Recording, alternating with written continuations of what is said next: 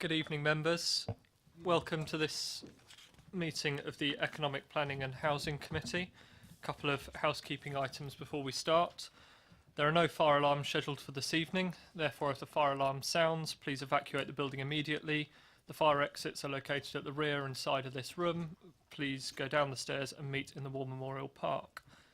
Please note that this meeting is being webcast live on the internet, and the webcast will be available on YouTube after the meeting. Could all members and members of the public ensure that mobile phones are turned off or onto silent? Thank you. Item 1 is apologies for absence and substitutions. I'm aware that Councillor Capon is replacing Councillor Cubitt. Other than that, I think we're all present and correct. Thank you. Appointment of a Vice Chairman is item number 2. Are there any nominations from the opposition? In which case, due to the constitutional changes at the last council meeting, there is an opportunity for a nomination from the administration. Councillor Ken Rattigan. I normally my huge voice carries, but could I nominate Councillor Stuart Frost for the position of Vice Chair? Thank you. Is that seconded? Seconded. Thank you. Is everyone agreed? Agreed. Thank you. Stuart, would you like to join me?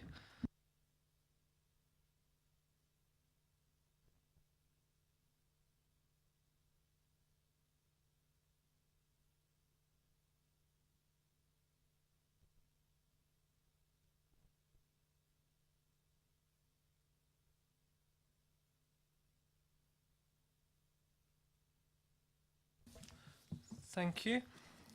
Item number 3, are there any declarations of interest? There are no urgent matters, in which case we move on to the minutes of the meeting held on the 5th of July. I'm aware that there are a couple of points raised in those minutes, one of which was about residential property, for which an answer was provided by Matt Melville in the planning team. There were also questions raised about the bid, and I've been advised by Daniel Garnier that due to the bid going through an internal restructure over the summer with their new chief executive, they are yet to get back to us on those particular points, but they will do in due course. Subject to those comments, Councillor Harvey? Just to pick up on that, Chair, would you include that on the agenda for the next meeting in the sense that we keep it going so that we don't just lose it? Sure, very happy to do that, so we make sure that we don't lose those. In which case, are we all happy with the minutes of the last meeting? Agreed. Thank you. We move on then to item number 6, which is council tax and care leavers. I'm aware that we have one member of the council wishing to speak on this item, Councillor Mike Westbrook, but probably best if we wait for the item to be introduced first. So if I hand over to either Councillor Tate or Philip Hood. Thank you, Chair. I'm pleased to introduce this paper to the committee. The paper was built as a response to a motion, as we're aware, that was brought to Council by Councillor Westbrook. And I'm pleased to be able to offer really support for this across the board. Whilst it was brought to committee as a result of the voting at the council, the administration and the Conservative group are fully in support of the principles of establishing support for those who are leaving care from Hampshire County Council and coming to live in the borough to enable them to receive a discount against the council tax. It is clear that financial literacy in all young people is an issue. And it is of a particular issue for those who are leaving care. We have a couple of options which are brought into this paper, which the option 1 in particular, which is a preferred option, is to offer a tapering support up to the age of 25. And the purpose of this is to begin to try and support by bringing down the discount over a period of time to encourage a more positive budgeting approach for those who are receiving it. The overall cost of this is not of great significance in the greater scheme of things to the council. We are picking up, if you like, the parental responsibilities of Hampshire County Council in doing this, and I don't think it's fair to say that this is something that sets a precedent. It is something of particular interest to this council overall, to support those young people who are in a difficult position throughout the early part of their life, to enable them to become standalone citizens within the borough. So as I say, we're pleased to support this proposal, and look forward to any comments or questions or whatever or ideas that may enhance that we can build into it. But fundamentally, we're looking to support this particular proposal. Thank you very much, Councillor Tate. Philip, or did you have anything to add? Or? No. Okay. Can we go to, we're asked on this paper to provide comments and thoughts. I think if we go to questions first, if that's okay, if there are any questions on any of the proposals contained within the paper. Councillor Harvey? Yes, thank you. Thank you. Thank you very much indeed. Councillor Westbrook, would you like to join us? Usually as a visiting speaker you'd have 4 minutes, but I'm not going to start the timer and I'll rely on goodwill of members. Thank you, Councillor Chairman. Westbrook. First, I'd like to thank the portfolio holder for his comments and his support. I also want to thank the officers for their report, in which also welcome the contributions from Hampshire's Director of Children's Services. I want to try and expand on the reasons for the original motion and why I believe it's important that we help where we can those who are leaving care, and effectively going from the corporate responsibility of the local authority out into the world, sometimes completely on their own. The government's Care Leavers strategy, Keep on Caring, published in 2016, encouraged councils to consider the role of a corporate parent through the lens of what any reasonable parent does to give their child the best start in life. In relation to this, local authorities were encouraged to consider exempting care leavers from council tax using the powers already at their disposal. Upper tier local authorities have well-established corporate parenting responsibilities for young people who are in or who have been through the care system. But the recent Children and Social Work Act, as the report says, in April 2017, placed corporate parenting responsibilities on district councils for the first time, requiring them to have regard to children in care and care leavers when carrying out their functions. Some district councils in the country have already agreed to this council tax exemption. Basingstoke and Dean could and should, in my opinion, and I believe we would be the first in Hampshire to do so. Many of us still remember what it was like when we first left home to branch out on our own. I'd hazard a guess that most of us have relied on the support both financially and emotionally that our families have provided, and many of us continue to provide that support for our own children.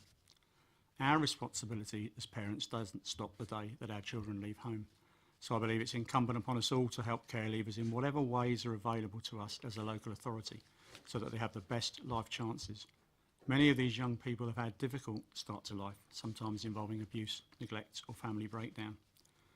The Children's Society tell me that currently only 14% of children in care achieve 5 good GCSEs, against 53% of the non-looked after population.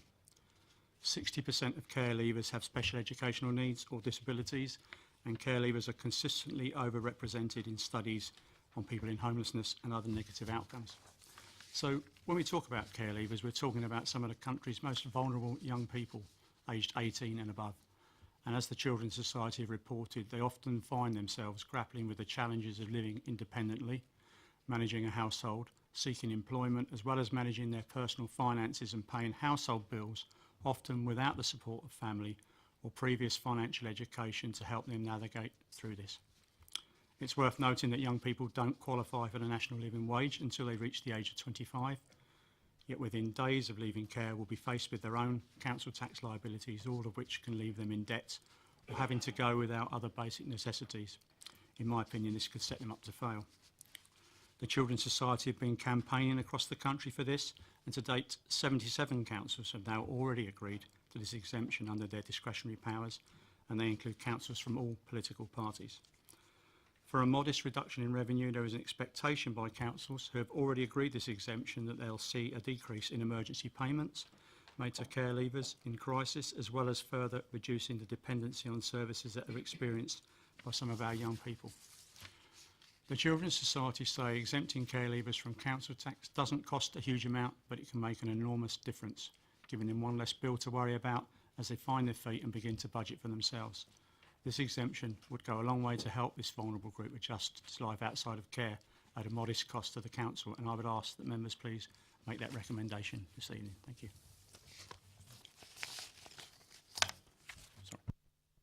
Thank you very much, Councillor Westbrook, and thank you for raising the issue to the wider council.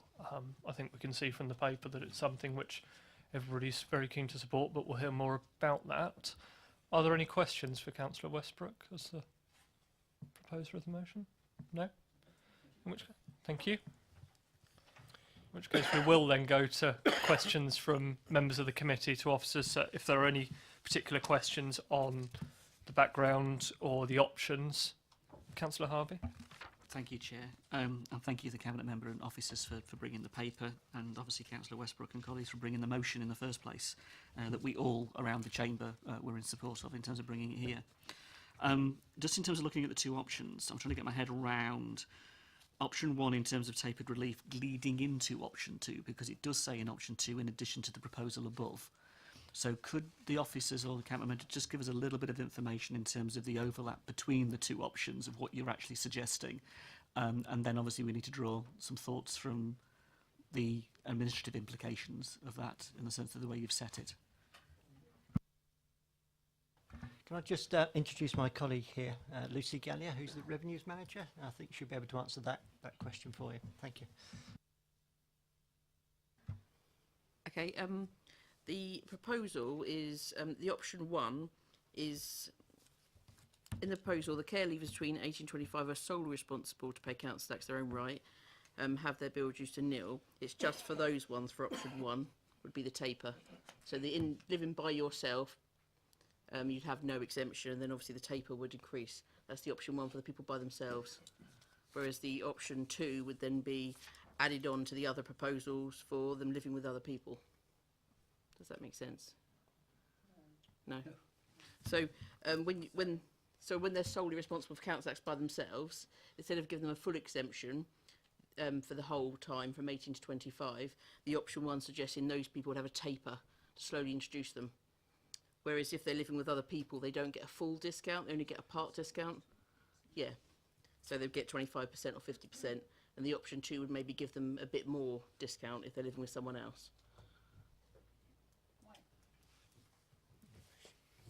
Would it be your intention to run both options in the context of option 1 in that context and then option 2 in the second context? It's not an option 1 or 2, it's just a method of operating 1 and 2. Yes. Is everybody clear? No. Okay. Can we go through that again, if that's okay? Thank you, Lucy. Okay. So if you live by yourself, you'll get 100% discount or a taper. If you live with 2 adults, so you and 1 other adult, then you get 25% discount. Or in option 2, you get an extra 25% discount. Yeah? No? Okay. Okay, so you live by yourself, you get 100%. Let's just do, and then you live with someone else, you get 25%. And if you live with more than 2 adults, so 3 people living there, you get nothing. That's the proposal. On top of that, we suggest you could also, as incentive as having a care leaver live with you, add an additional 25% to that. So then if you had you and 1 other adult, you get 50%. If you had you and 3 adults live in the property, you get 25%. Does that make sense? Sorry. Councillor, on that point, Councillor James. So is it an incentive for, is that what you're saying? It's an incentive for households to house a care leaver. This is what you're saying, this paper. So I think you need to sell it as that's what this is about, yeah. Okay, thank you. Philip? Should I just clarify? Yes, that's right, because the issue we have is that it's just 1 council tax bill per property. So it's not 2 individual people in the property, there's just 1 council tax bill per property. So this is saying if you're a care leaver and you've got 2 other adults in the property, under this option there would also be effectively a discount in that council tax bill that the property would pay, if that makes sense. Yeah. Thank you. Councillor Harvey? I'm just picking up the point about shared accommodation and shared living in the context of the unit, the household unit, and where you might have a situation where one or two care leavers may live together in the context of sharing a property, or a care leaver plus two other young people in the context of a unit, and how that works. I think we just need to be careful how you apply it in the context of the household, in the sense of where does the discount come to support them, so that in a sense they are incentivised to have a care leaver living with them, or that they aren't penalised simply because they may well be themselves 18 to 25 and it is a young household trying to set up, and as such it is more likely if they are independent and don't have any dependents themselves to fall back upon, they may live in a shared situation. I don't mean a student or anything like that. It could be a variety of different forms of accommodation of a household of a young age. So I'm just conscious of trying to explore that a little bit, to think how you would react to that situation, or just apply the 25% full stop, or how it works in those circumstances. Philip? So the proposal here is that 25% would be applied to the whole household, to the bill for the whole household, yes. On that point, Councillor James? A scenario. So if we had a HMO, 5 people, and what would happen in that situation? Where does 2 care leavers move into that HMO? Have we thought about council tax in relation to that property? To explain, Lucy will tell me if I get this wrong, but if it's an HMO, then it's the landlord that's responsible for paying the council tax. So that landlord would then get a 25% reduction in their council tax because they had a care leaver in the property.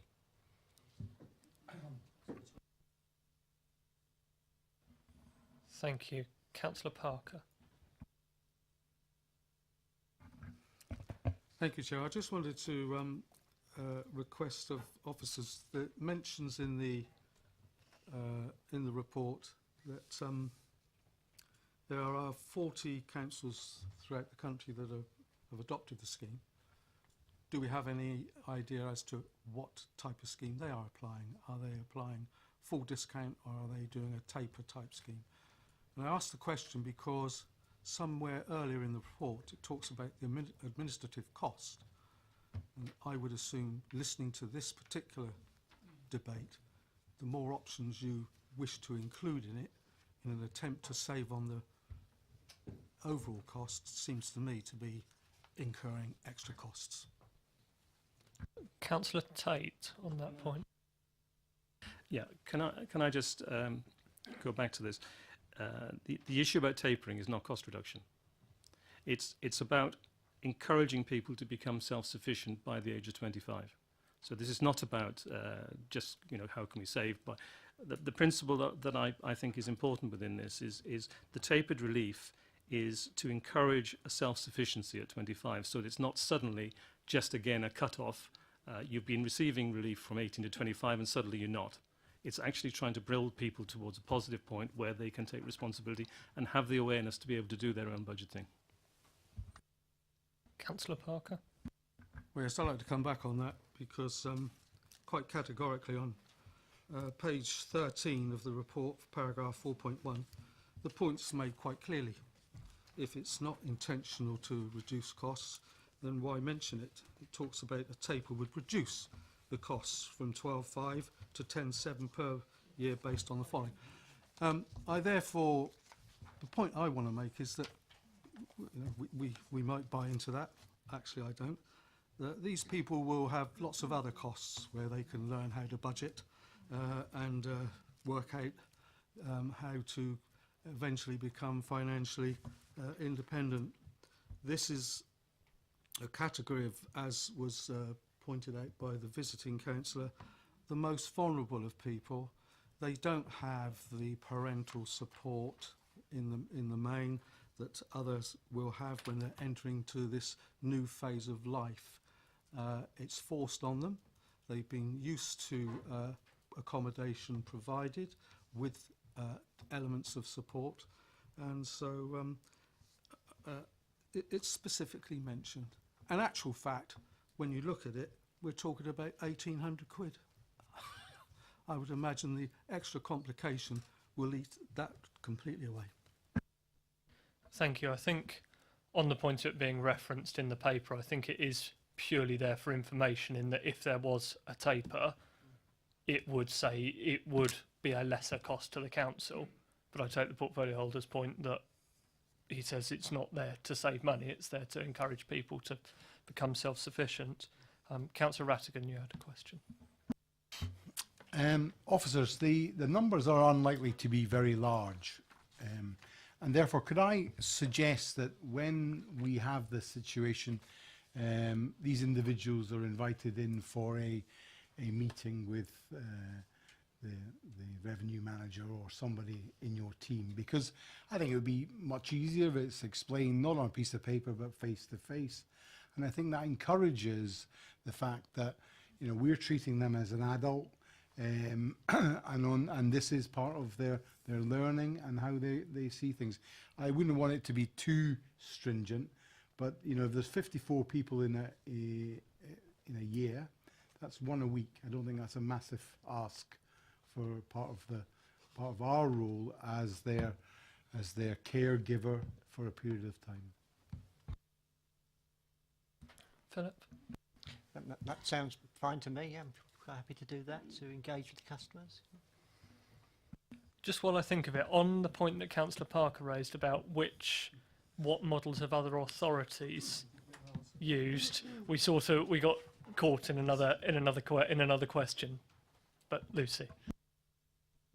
Yeah, I have researched other authorities who've got the care leavers discount, and they all vary. So some have tapers, some do a shorter time period, so 18 to 21. So it varies over authorities to what they've decided to do. That helps in any way. Yeah. That's really helpful to know, just so that we know there isn't sort of a uniform standard being approached. Councillor Laura James. Thank you. As the seconder to the motion, my concern is around homelessness and the prevention of homelessness. The number of care leavers that are living independent then become homeless. And I think going right back to the motion at the time, there were a number of care leavers living in our accommodation as a result of homelessness. So I think there is enormous cost, and I don't mean to the care leaver, I mean a financial cost. I mean, when you're looking at the impact on care leavers at the moment and how many, and I think we're seeing, because when we had the supporting people map, there's a lot more people going through homelessness as a result of care leavers, and there's a real concern about this issue. And some of those are women, and that there's a growing trend to be women, young women. But what I would want to know is for us to understand that cost, and what it's costing us as a council, why those accommodations are breaking down, and there seems to be a lot of that it's not be able to sustain their accommodation. So I think, is it that we should really be looking at 100% discount until the age of 25? I'm a parent, and as a parent, I'd like my children to be independent, but the reality is we often find ourselves in a position of having to support them longer than we thought that we would have to. And I think we have a duty to these young people as their guardians to ensure that they're going to be sustainable throughout their lives, and they're going to have the opportunity to sustain that accommodation and have the well-being and their life that we should, and we have a duty to them. And there is a duty now on us under the new legislation. And so I just think it's a bit mean. Personally, it wasn't what we were expecting as a Labour group. We were wanting it to be 100%, and that's what we were looking at. I just think that I'd like to look at the cost that, you know, of these accommodations being and not being sustained. And it's, you know, we're talking about, if you look at what we're saying in relation to the taper, it's still a significant amount of money. I wish a lot of these young people are on 0 hours contracts, low paid jobs. And so we need to look at what are they actually earning, and it's still on top of everything else that they're having to find. This is a lot of money, and we want to make sure that they have the best opportunity in life, and that's our responsibility. Thank you. I'm not sure on the questions that you ask. I'm not entirely sure that Philip or it's probably a housing team issue that we're talking. I think it's very difficult because it's a variety of issues. You've got the issue of how are vulnerable people more generally supported in society, which absolutely is an issue, and you've got the issue of people leaving care and about trying to apply a discount from the costs that they incur from our side as a council. I think that there are a couple of different issues there, and I think what we're trying to focus on is...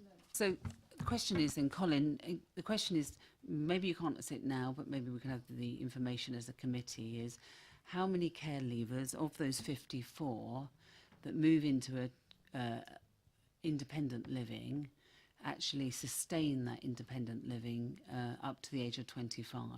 How many of those, their accommodation breaks down, and is it for what reason? And it would be useful to understand, of those 25, how many move into independent living and how many don't. And I think it's important that we have a picture of that if we are going to then look at a taper. Colin? I think it's a mixed picture, really. I mean, there is evidence that we have from the cases that we receive into the council, but there'll be a whole lot of other cases that we don't know anything about, in terms of dropping out of families, moving away from the area, and all sorts of different complicated matters. So we can come back with information that we have, but that won't necessarily be the full picture. Councillor James? I think it's important we understand how many of the 54 are we talking about. And I think the figure that we looked at earlier, when we looked at this, was a much smaller number. There's a much smaller number than 54 that would be claiming this council tax discount. I think it was at the time, was it 8? Was it at the time? It was a very, very small number. Do you know, I don't know if you know that, Philip, if you know how many it was at that time? We had a figure from Hampshire for the number that they estimated were paying council tax across the whole of the county. But we don't know how many it is in the borough. That's what we tried to explain that in the report, because we don't know where those people are living, what band property that they're living in, how many people they're living with, whether they get council tax support already, which gives some of them full relief if they're on a means tested basis. So we haven't got that information at the moment as to exactly how many are actually having to pay council tax. But all we've been able to do is use the figures that the county have and sort of use those as an estimate of what's happening in the county, the same sort of proportions happening here. But it probably would be, as you say, somewhere between, say, 10, 20 people or something like that, I would guess. The figure that we looked at, it was 8 at the time when we did the motion. So it was a very small figure. But the reality is, I think we should know. We should know where these young people are.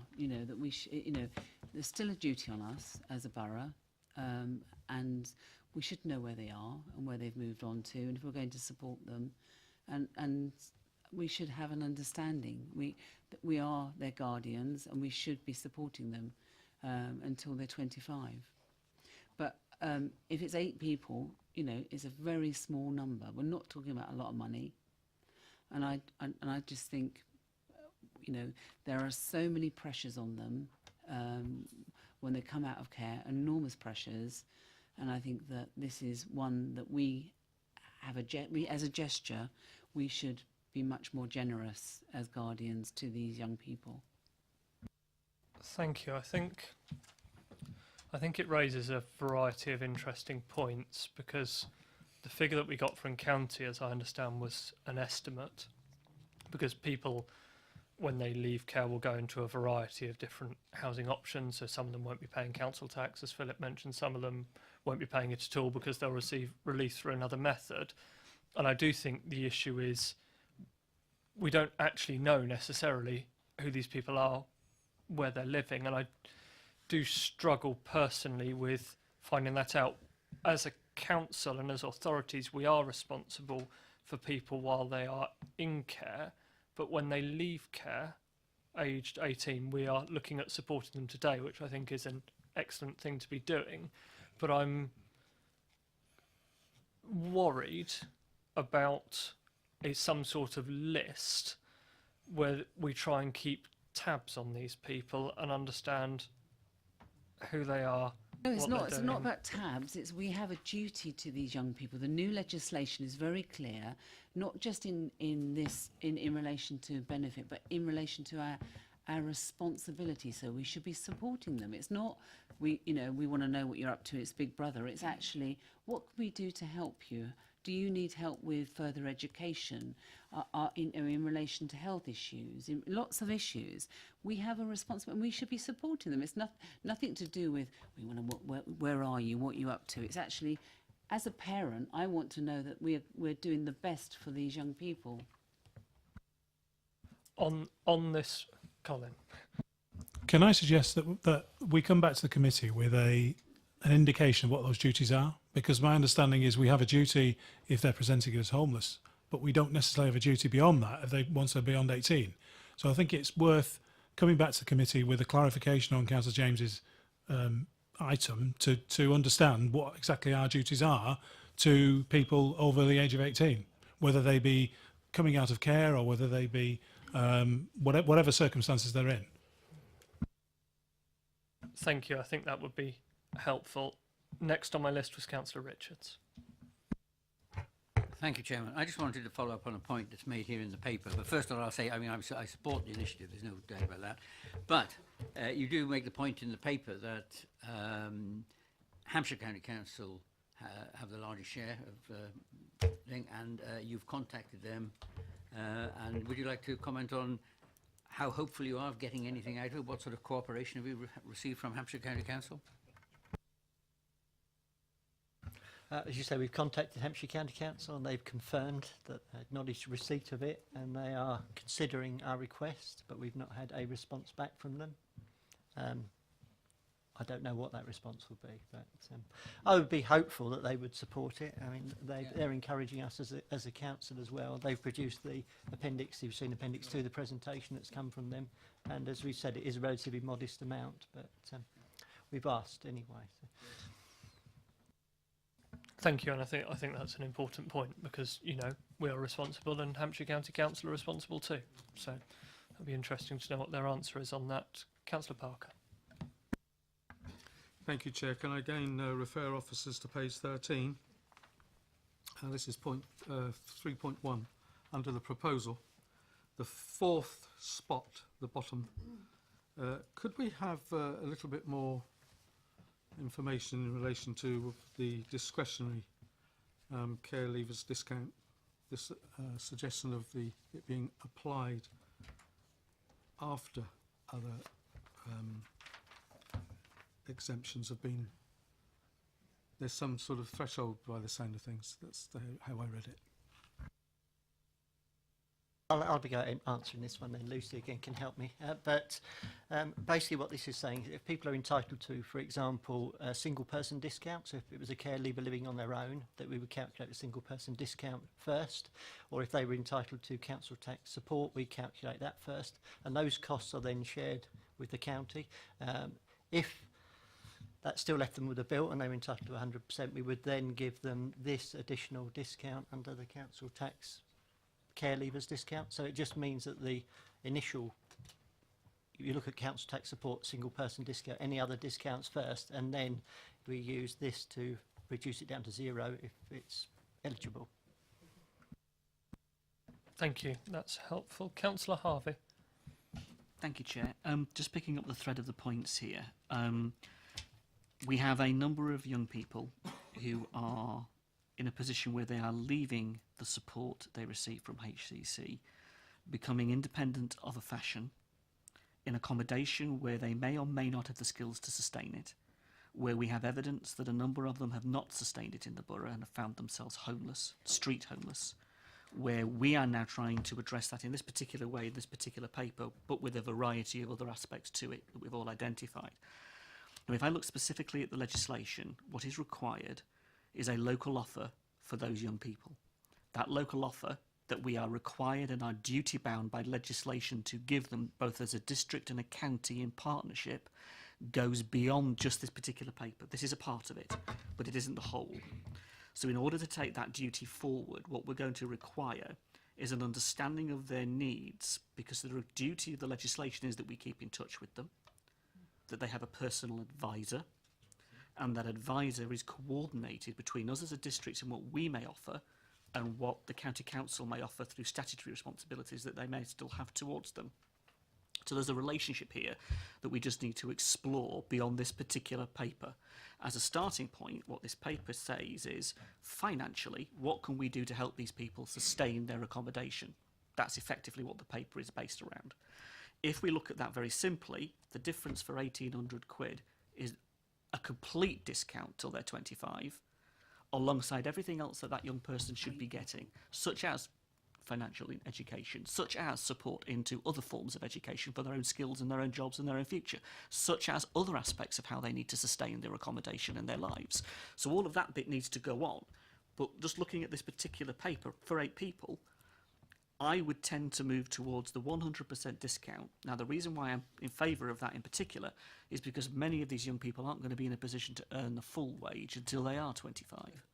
We are talking about a number of vulnerable people on low minimum wage, not full minimum wage until they're 25, on receipt of some benefits, not all benefits, depending upon the kind of household they're part of.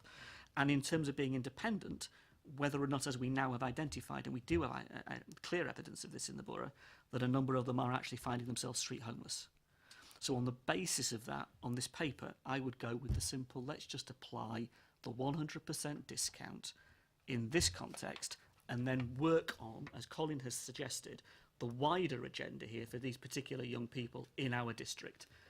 We could set a significant policy, an absolute policy on this that would be quite groundbreaking. And we're not talking about a lot of young people, but we are talking about perhaps some of the most vulnerable young people in the sense of where they find themselves in our district. So let's take the initiative really on that.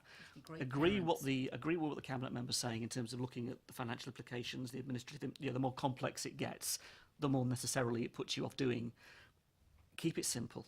Apply the 100% till they're 25. And if Colin is willing as an officer to take away the broader theme of work, let's look at that in its turn so that we can do the full role that the legislation actually requires of us. We may be picking this up with other colleagues. I'm sure our other officers are picking up that legislative obligation in other quarters. But nonetheless, as a committee, maybe we just need to be reassured of that and actually examine what they're doing and support it.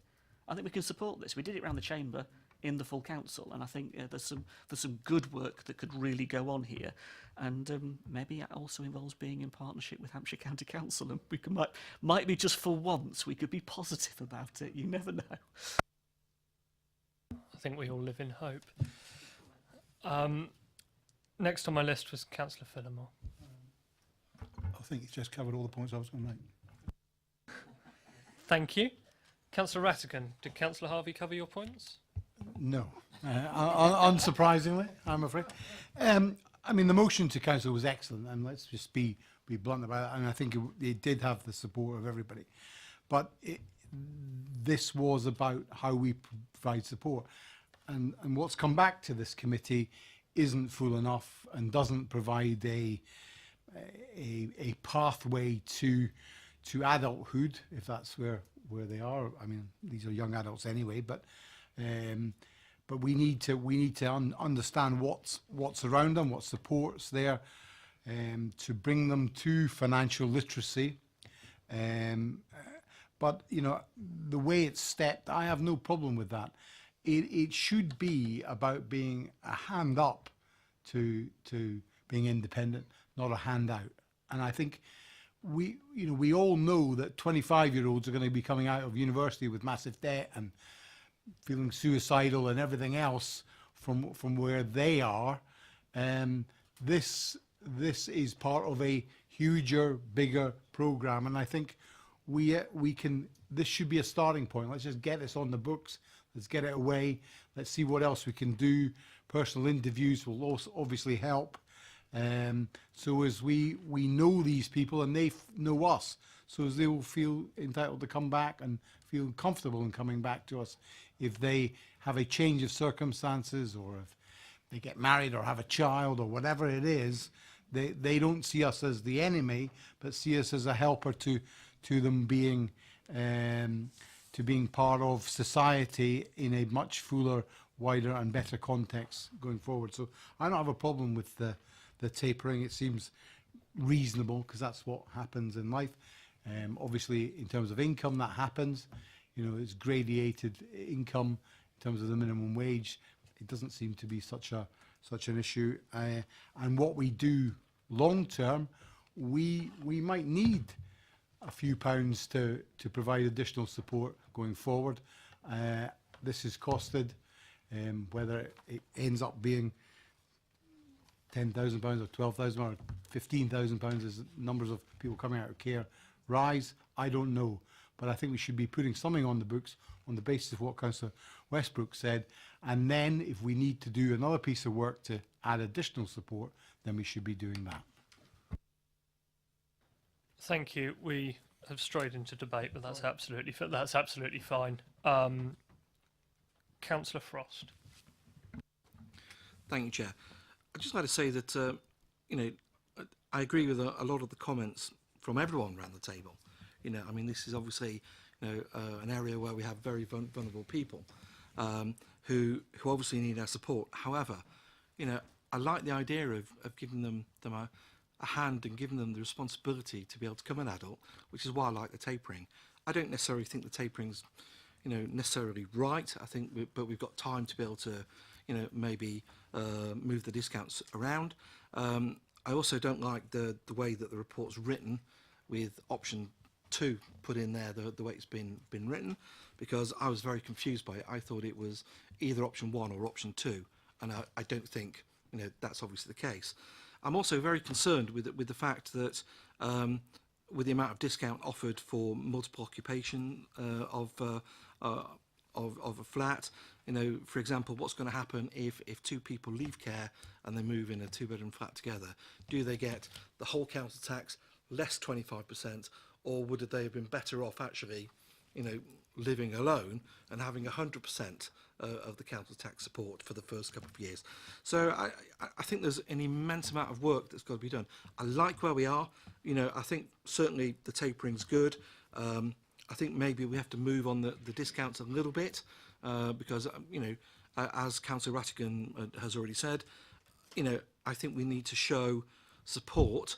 Okay, but I think we also need to be able to have people taking responsibility for themselves, okay, where they can, and being there to actually, you know, support them whilst they are standing on their own 2 feet. So that's really all I kind of had to say. I would also like officers to really go and batter Hampshire County Council, okay, for the £900 per year that we're potentially looking at spending. Again, if it makes a difference, you know, and they just turn around and say no, then I think we should just do it anyway, 'cause it's not a lot of money. But I would like to think that my Hampshire County Council, you know, colleagues would actually help support us on this and come back and say, no, we'll refund to you the part of the council tax that you were collecting on our behalf. You know, and I think that will then make a big difference, because it will enable us to potentially help more people in other, or the same people in other ways. That's all I had to say, Chair. Thank you very much. Thank you. I'm sure that as the proposer of the motion is actually a Hampshire County Councillor as well, they will be instructed, shall we say? But we will see. We'll see how that goes. Councillor James. Can I just pick up on the comment that was said about this being a handout? I just think it's such negative connotations. I think I'm a corporate parent. I have responsibility for those young people, and but I just don't think we should be even thinking of it in, if I could just say, I don't think we should be even thinking of it in the terms of a handout. I think that, I think if you look at, and I think not Kevin, slip of the tongue there, sorry, Philip was saying that it was between 10 and 20, he wasn't sure, that were affected. But if it was 10, is it £10,000? Well, £10,000 we're looking at as a very small figure of money that we're actually looking at if it was 100% discount. I just think many of those tenancies are failing. Many of those tenancies are breaking down. The cost to us as a council, just the financial cost, I'm not talking about the cost to those young people whose tenancies break down, the cost to us financially is enormous if they have to go through the homelessness route.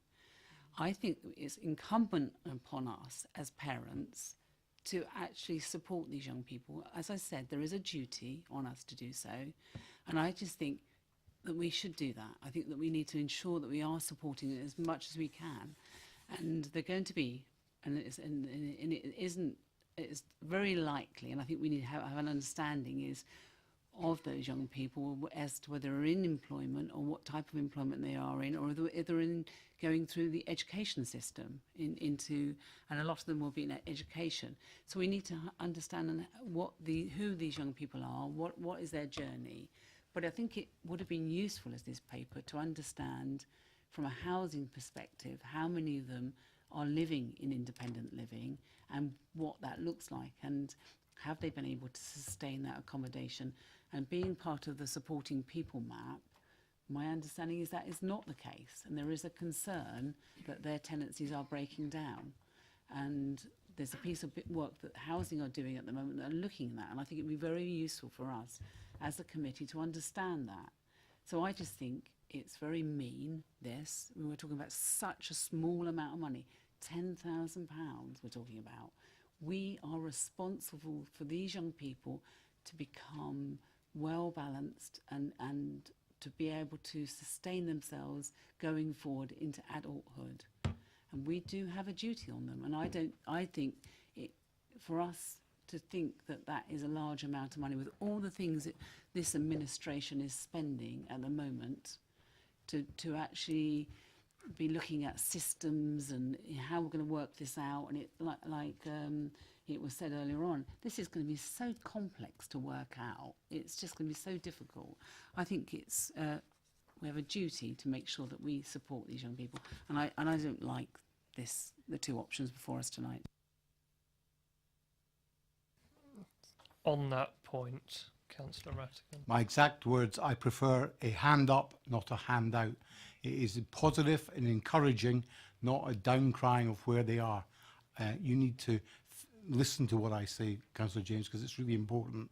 I want these young people to get the support and help they need. I have said nothing that would diminish them from where they are.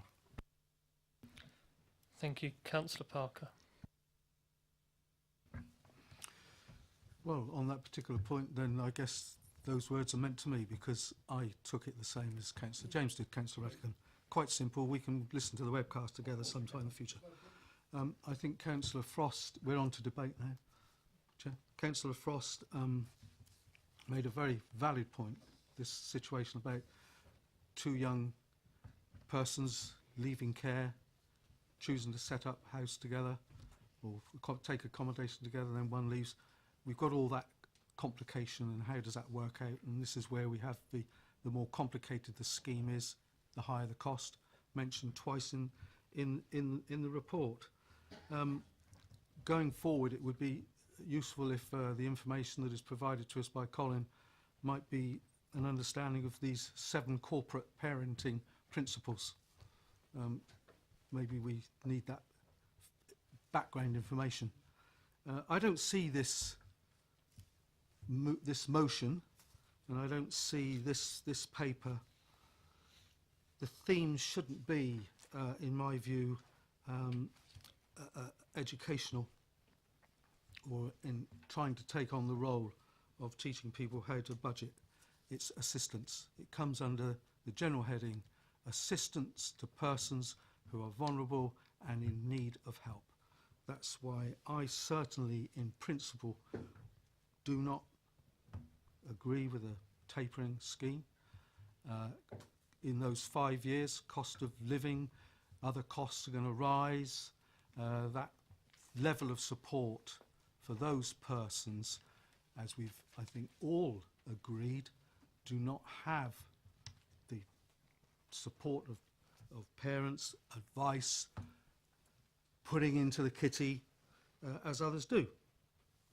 If it's the only option open to us tonight as a committee to say we agree that, I'll have to go with that, but I want it recorded. I do not agree with a tapered system. It should be 100% throughout the period that we're suggesting we do it. Not only just because of the fairness to those individuals, but because I accept that principle. More complicated, the more cost to administer. Thank you. Councillor Capon. Thank you, Chair. Just 2 points I'd like to make, if I may. The first one regarding the tapered relief. In other examples of where young people fall off a cliff edge as soon as they reach 18, whether that be in mental health care or when they leave sort of the children's services, it's a real cliff edge. And actually, I feel that perhaps the way in which the taper has been set out is perhaps too harsh in that in going in 25% intervals. But the notion of the first 3 years, 18 to 21, being 100% discount, that to some extent alleviates that need to immediately start looking at tapering or finding some money towards the bill. So there is a 3-year grace period, if you like, where we are providing that 100% as is laid out here. So then as soon as 21 hits, then a gradual tapering doesn't seem unreasonable to me, in the sense that throughout the paper it's referring to the corporate parental responsibilities.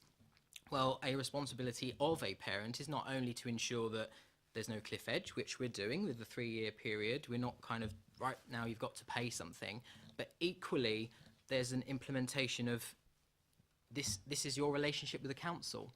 This is an opportunity to start building the relationship with the council, in that there is a responsibility of all of us to contribute to the local authority through the council tax. And that's an opportunity to start introducing that in a staggered way. So just personally, I absolutely support the notion of providing as much support as possible to care leavers. It is a known fact that care leavers face greater hardships than many of us. So any support we can provide is a welcome one. But I just wanted to say that I do favour the tapering, but I'm absolutely pleased to see the 3-year grace period in that, and only starting at 21. The second point I wanted to raise is just to put on record about Hampshire County Council's relationship with the District Council on this, is that they do have a duty to share the obligations towards care leavers, and it's more of a metaphorical gesture rather than about the money. Of course, it is a great thing to have to share that financial burden, but aside from the finances, just the fact that if Hampshire County Council agreed to sharing that responsibility, that would be a welcome sign. So, thank you. Thank you. Councillor Harvey. Thank you, Chair. Just drawing thoughts in terms of the proposal in front of us.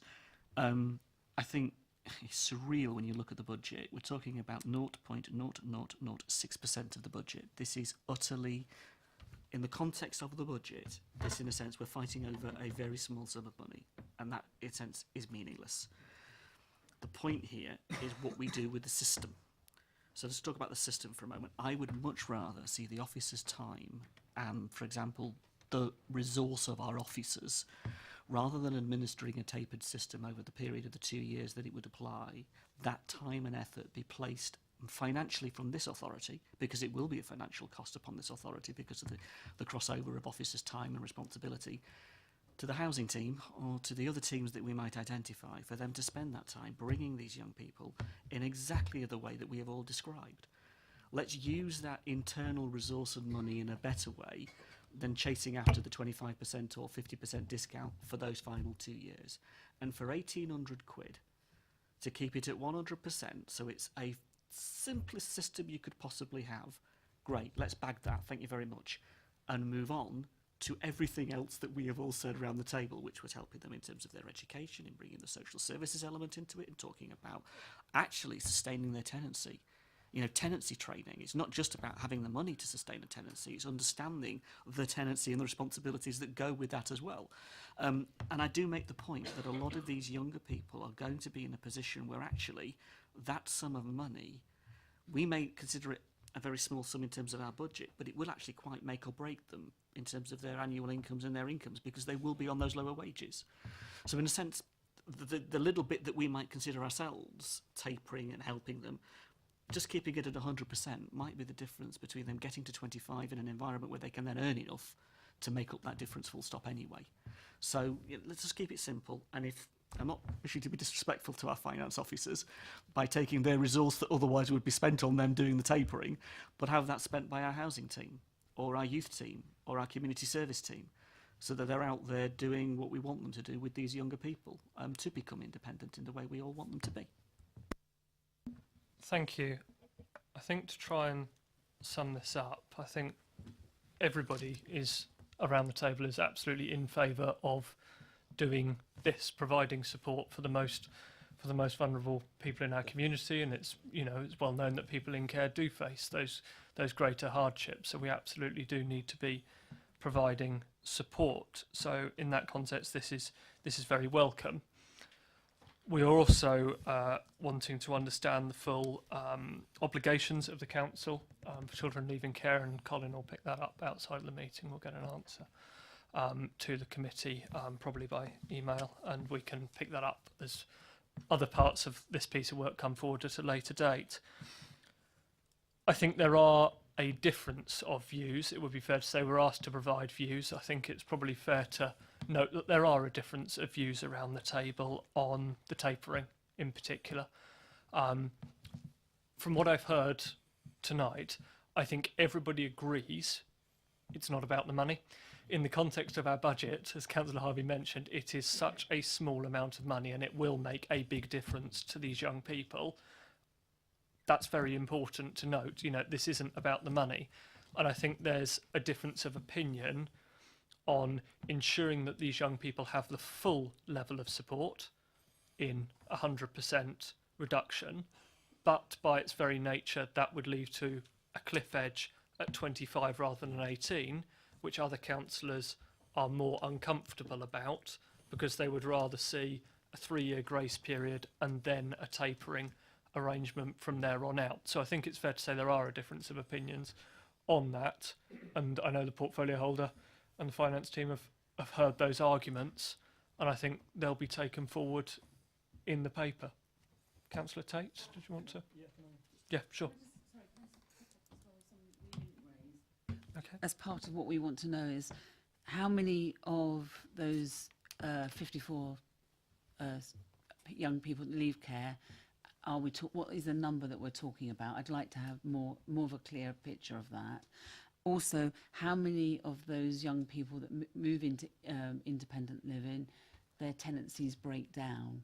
I'd like to understand that they're not sustained and find themselves going through the homelessness route in that period from being 18 to 25.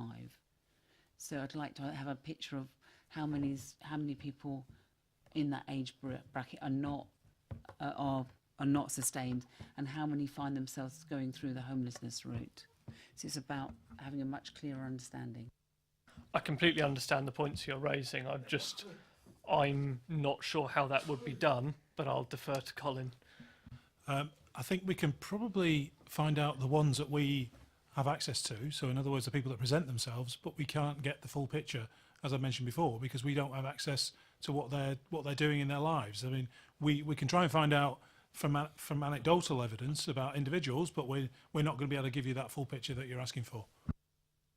So we have a duty now. So when someone presents as homeless or their tenancy breaks down, we have a duty now to know whether they're a care leaver. So we will be recording that information, and so we'll be tracking all of that. And I think what would have been useful in this paper is to have an understanding of that, because I think, you know, that would give us a picture of, you know, how they move through to being an adult at 25. Colin?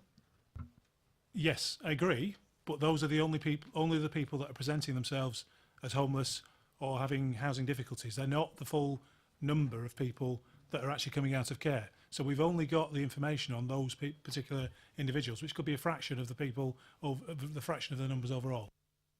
But Councillor Harvey Colin, was sorry, next. but Philip, Councillor James.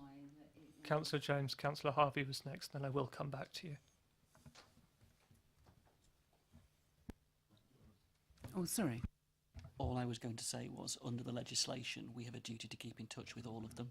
There is actually, while they may have different avenues, they may be pursuing different routes, there is a formal corporate responsibility to keep in touch with those care leavers. So in that context, legislatively, we have a responsibility to find that out one way or the other in partnership with Hampshire County Council, such that those individuals get the support they need. We may not know now, I respect that, you may not know now. However, we have a corporate responsibility now, legislatively, to deal with that. So I would expect to see that being taken forward by our housing team in partnership with Hampshire, and it may be a Hampshire responsibility to find that out.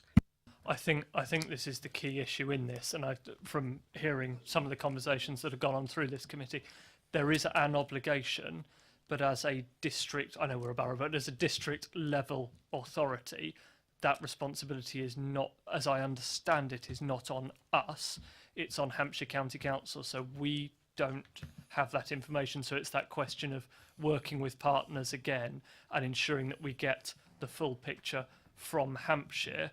But as Colin mentioned, from our own side, at the moment we only know the people who we know about through our areas of responsibility, such as homelessness and housing, but certainly Colin will take that up offline with Hampshire County Council. Just to correct, the legislation says that it's both district and county in partnership, not separate, in the context of the local offer that is made from both of us in our district. So Hampshire has a responsibility to work with us in an overlapping sense to provide a local offer. And that's exactly what you're saying. So it isn't that they have that responsibility and we have that. We both corporately have all responsibilities shared, and then we need to bring our resources to bear accordingly. I think the point to take out of this is Colin will take it away, we'll pull together some information on the obligations, what we know, and ensure that we know as much as we can through working with Hampshire County Council on this issue. We don't introduce this tonight, but do a bit more work on it. Was this going to be introduced and implemented tomorrow, or has it got to wait until the next budget round? When were you going to introduce this if it went to Cabinet? Phil? The proposal here was it would be coming in from the 1st of April, so with the next council tax billing that would be coming in. What we could do is just find out a bit more information, and, you know, so are we talking about 8 people? You know, we could have a bit more of a clearer picture. We've still got some time, really. We don't need to rush, because, you know, if it's such a small amount of money, surely we might look differently at this if we had a more of an understanding of some of these key issues. I'm perfectly happy for the team to go away, and I think we're all agreed that the team will go away. But on that particular issue, I think the difference of opinion is not on the amount of money that it is. It's on a question of how we support those people. From listening to the comments around the table, it's not a question of the money. So, Councillor Tate. Thank you, Chair. Really, I think from my point of view, I think having listened to the debate, what I will do is reflect upon this debate in two or three ways. One is to ensure that the principle that we're talking about here in terms of tapering, whether it is the debate goes two ways, support or not support, and to look at that to make sure that wherever possible we are clear what the effects of that are going to be. And secondly, in terms of making sure that as far as a potential system is concerned, that in doing something that if you like, I may believe in, that it's a tapered route is better, that in fact we're not building a huge cost pyramid that doesn't justify doing that in the first place, and that's a relevant point. I think it is, we are in a position where we're already in the budgetary process for next year. frankly, this is neither here nor there in the greater scheme of budget, but I do think that it's important that as we're going through that dialogue and bringing the budget to the table, that it's clear what we are doing is looking at that immediately and bringing it to book. I don't want particularly to sort of leave this as a, well, we'll find out more and more. I think it's important that we establish the principle of putting something out there which says that's what we're going to do. We may, in subsequent years, change it. We may not. Who knows? So I think, from my point of view, I would like to see this move forward, and that's those are really the 3 points in respect of costs, fairness, and then also time to ensure that this is ready and moving forward rather than still something for dialogue. It's been 6 months since it was already brought into the from a motion, which I think, you know, I do want it to be clear for the next fiscal year, so that it's clear what our responsibilities are and it's on the table. But I will reflect on the comments that have been brought forward tonight. Thank you, Councillor Tate, and I think that's really helpful and concludes the item. We have provided comments. So thank you very much to Lucy, Philip and Councillor Tate. We will see you soon. We'll go for a change of officers now, and we'll move on to the next item on the agenda.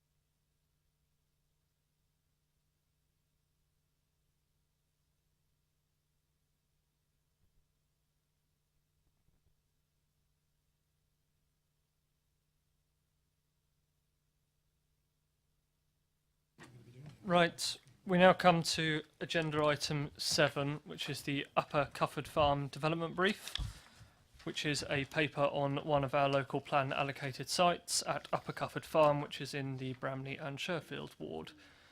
We're joined by colleagues from planning. We're joined by Matthew Evans, our perennial guest at EPH, Andrew Rushmer, Joe Bromley and Councillor Mark Raffel. So I'll hand over to Councillor Raffel to introduce. Thank you, Chairman. I have pleasure in bringing this before you and would welcome your comments and thoughts upon it. As you can imagine, officers have put a great deal of time into this to try and get it right, but they know full well that your comments will probably lead us to the next stage with its development. 3 areas jumped out at me when I read it for the first time, and they were that first, whatever is being proposed in relation to transport, I dare say your concerns about transport arrangements need to be expressed tonight, because it's a very difficult site from that perspective, and I think most of us will know the Cufford Lane for one reason or another, and the driving experience that it presents to us if you happen to go down it. So I no doubt you'll address them about that. Secondly, I was surprised, and I won't say how surprised, but I was surprised when I read that at this stage, and I would say at this late stage, there have been no firm proposal from Hampshire County Council on whether a school should be on this site or the site at east of Basingstoke. I have obviously recalled that when we formulated the local plan, we together were prepared to discuss the possibility of a school, or as I should say, the necessity of a school, but the possibility of it being on this site or another site, on the understanding that there was a degree of uncertainty as to when sites might come forward, and a degree of uncertainty as the proposal that might be made by Hampshire County Council. But once we get to this stage, where we're not far away from houses being built, we need firmness and clarity from Hampshire County Council. I asked earlier in the week for officers to contact senior officers at the county to try and get some clarity, and they have not yet had the response from them. So anything that you wish to say about that will be keenly listened to, and any preferences, such as a preference because of other things taken into consideration for a school to be on this site or not, will be keenly listened to as well. The third area that jumped out at me, but not in a more perhaps a better way, was that I was impressed by the proposal to mark the former Roman road with what seems to me to be as a feature that marks the history of that route, possibly to enhance the biodiversity through the site with that route. I understand from others that it's actually a byway open to all traffic at the current moment, and therefore that's something that we will wish to respect. And so comments from you about preserving and enhancing the biodiversity within the site again will be most welcome, as will all your other comments. So that's my introduction. Andrew Rushman may want to say something. I don't know if he wants to say anything more, or he just wants to go through the paper with you. Yeah, I probably don't need to add anything, but obviously I'm happy to answer any questions that members may have. Thank you. I think probably the best way to go through this is I don't think there's a debate, so to speak, but we will just take questions and debate together, and we'll go round the table with members. I think that's just the easiest way to crack through, and we will start with our resident ward councillor, Councillor Rowland. Thank you very much, Chair. I have a number of concerns with this SPD that's come before us, and I will start at the very beginning, if that's okay, and I can be indulged on that. Firstly, the site access. Looking at the diagram on page 49 of the papers, 2.24, you'll see that the site is actually in two parts. The first part is with Upper Cuffield Farm and the development side of things with Crowdess. The second part, which is crossing Cuffield Lane, is Hampshire County Council site, which is looking at 40 dwellings at the present time. My concerns there, which are shared by residents and with the parish council, is the access onto Cuffield Lane. Now, whilst the paper says that there is no direct access except for potentially emergency, we all know that where there is a car, it will find a way. Cuffield Lane is not a built lane, it's a track, basically, with a bit of tarmac on the top, with houses coming directly onto that lane. And it's very dangerous in various different places. Passing points are not readily available. I've actually had personal experience of being stuck in traffic there and having to call police because cars won't move back. There is also a industrial estate on that lane, which has large vehicles that go in and out on a regular basis. So that is my first point. Secondly, the neighbourhood plan. Looking at the neighbourhood plan policy piece on 2.32, it talks about various different policies. What this hasn't outlined is how this development actually does not fit with some of these policies in the neighbourhood plan. And I think that if people have spent over £40,000 on producing a neighbourhood plan and a number of years, that should be taken into consideration. My next point is school allocation, and I completely agree with the portfolios holder to have, at this stage, no clear definition or commitment to have a school on this site is woeful. In a meeting with the Hampshire County Council's schools officer, ward members from both Bramley and Sheffield, but also from Chinham, actually were told that there would be very little use for a school on this site or potentially east of Basingstoke due to the lack of numbers in their predictions, and that they could potentially put porta cabins, as I believe they have done on 4 lanes, and in Binfields to support the growth of people, children.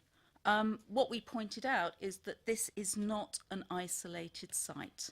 There is a number of developments going into Bramley, which there is a small primary infant school there, which needs to have additional school places. There is no school in Sherfield on Loddon. So how we are going to accommodate children in the future, not just today, not just 5 years, but in the future, is beyond me, and it seems beyond Hampshire County Council as well. An additional item is the community centre. Much is made of a community centre within this development. We have community centres in Bramley. We have community centres in Chinham. We have Sherfield Park. I'm not sure, I can't remember off the top of my head whether Razors Farm has a community centre as well.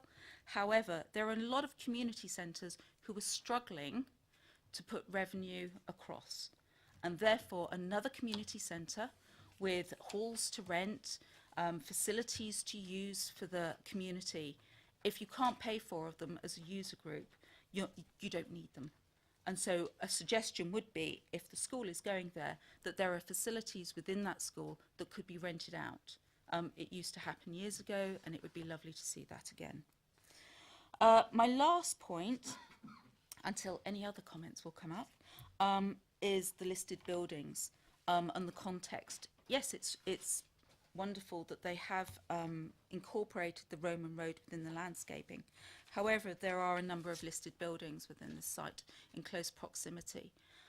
This type of development, however attractive, and we use that term advisedly, they will impact the listed buildings. And as a borough, I feel that we should be holding on to our listed buildings rather than just casting them to the wind and actually looking after how they, which were there first, are actually within that setting. Those are my views. Thank you very much, Chair. Thank you, Councillor Rowland. I saw the officers taking copious notes, and I took a heading for each. So would you like the opportunity to respond on those points? I think access, schools, neighbourhood plan, community centre, listed buildings. Yeah, thank you, Chairman. Yeah, I thought we might be talking about Cufford Lane. I wish there was an easy solution to Cufford Lane. I think we all do. Obviously, the meetings that I had with members, it was quite clear that no primary access onto Cufford Lane from the main part of the site was an absolute priority. And that's what we've emphasised in the brief, and Hampshire County Council Highways agree with that as well. The suggestion of providing emergency access as a secondary access, this is something which Hampshire County Council suggested. It's only if required by emergency services. And I think it's one of those issues where you've got to balance, obviously, the desire to make sure that no additional significant traffic movements go onto Cufford Lane, but we've also got to make sure that we can provide safe access for emergency vehicles in the case that they're required. So, given that Hampshire County Council have advised that we put this in, and with a view to safety, it seems sensible to include it in the brief, so that's the rationale behind that. In terms of the neighbourhood plan, obviously the neighbourhood plan is very important, and as a development plan document will need to be considered in any future planning application in any case. I don't think at the moment we could say that there'll be any breach of its policies, because obviously we haven't got a planning application before us, so we can't assess it against that at this stage. But yes, I totally agree it's very important, and it will be considered in depth through any future planning application. In terms of schools, obviously Councillor Raffaele has already mentioned that. It's clearly a very important issue that was borne out by the debate with members right at the start of this process. And it's still a very important issue, and as you've heard, it's something that we're seeking to clarify, and hopefully we will be able to. But yes, we recognise it's important, and we want to pursue it ourselves as well. In terms of the community centre, Razors doesn't have one. It's obviously a policy requirement, and I'm not aware of any evidence at the moment that it can't be provided and that it wouldn't work in a functional way. I did meet with the officer within the council who was responsible for community centres and community buildings, and she was still of the view that we should have it, and gave me advice in terms of how we can put measures into the brief to ensure that it will be as functionally efficient as possible. So hopefully the brief is positive in that sense, in terms of drawing out some positive parameters to help with the provision of that feature. What else did we have? And in terms of list of buildings, yeah. Yeah, totally, that's an important issue, completely agree. I'll put a specific section in the brief on heritage, have met with conservation team and Historic England about the site. So yeah, I totally agree, it's important.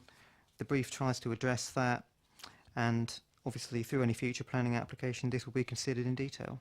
I hope that helps. Thank you. I will give Councillor Rowland an opportunity to come back on those.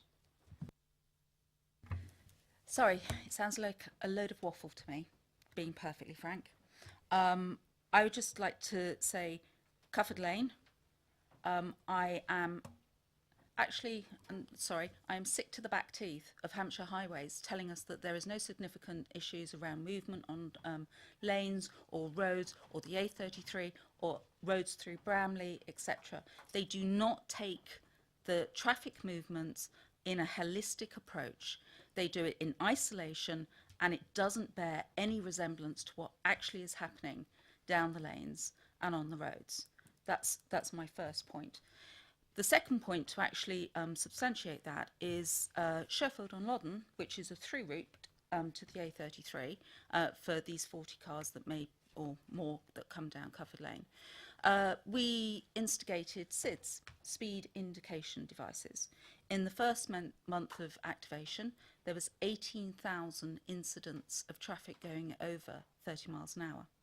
The second month, there was 47,000 incidents of traffic going over 30 miles per hour. I'm saying this because there is a problem around traffic in that area using lanes and roads that weren't built for that sort of traffic. And again, I go back to the other sites in Bramley that will be using Cufford Lane, which cuts through into Sherfield Park, and the other roads taking it out onto the major roads into commuter belts. On the matter of the community centre, if I can just pick up that one, I'd like to know who the community centre officer is and who they've spoken to, because what we're finding is a lot of the information hasn't actually been checked out with either ward members, parish councils or actual residents about the needs of the community. With regard to the school provision, again, I go back to it's woeful that we're at this point and we don't have an answer, and you're hoping to get an answer. We should be presented with an answer, whether it's yes or no, around this development.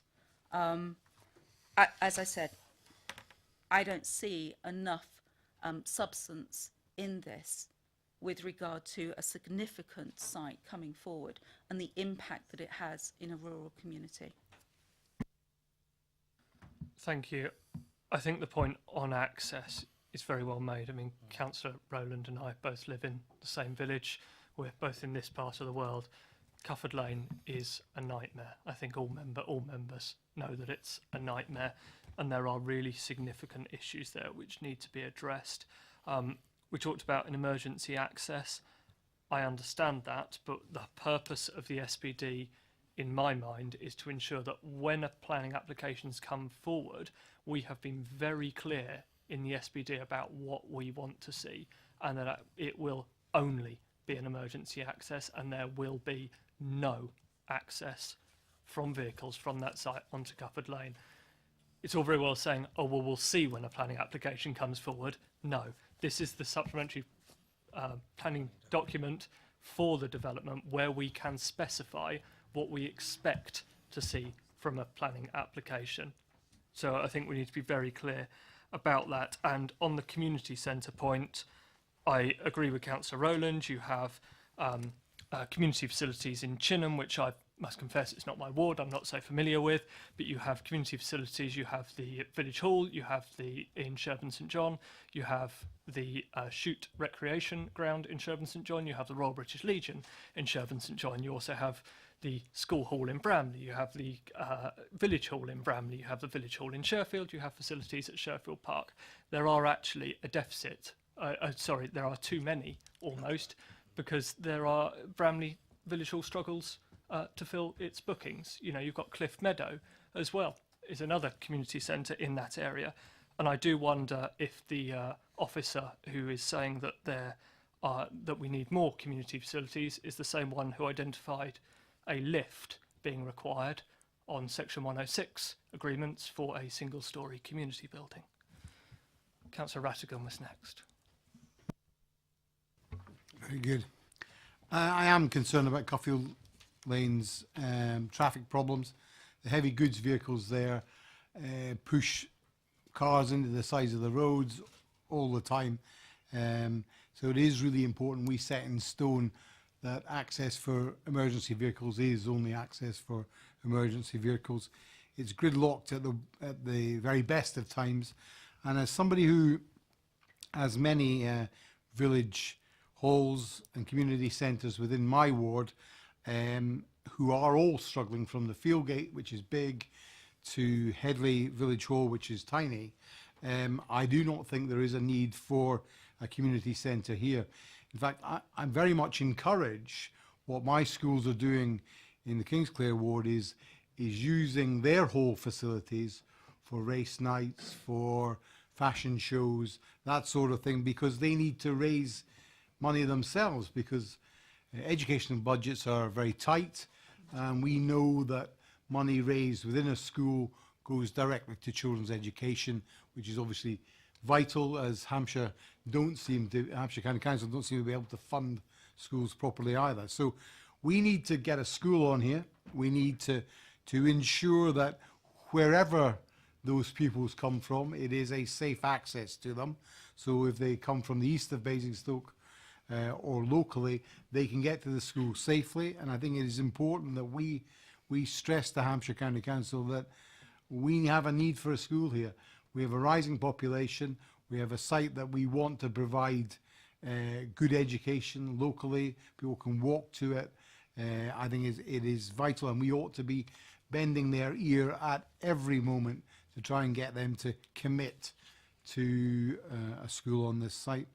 As for green open spaces, I would like to see them protected, but I also would like to see them used.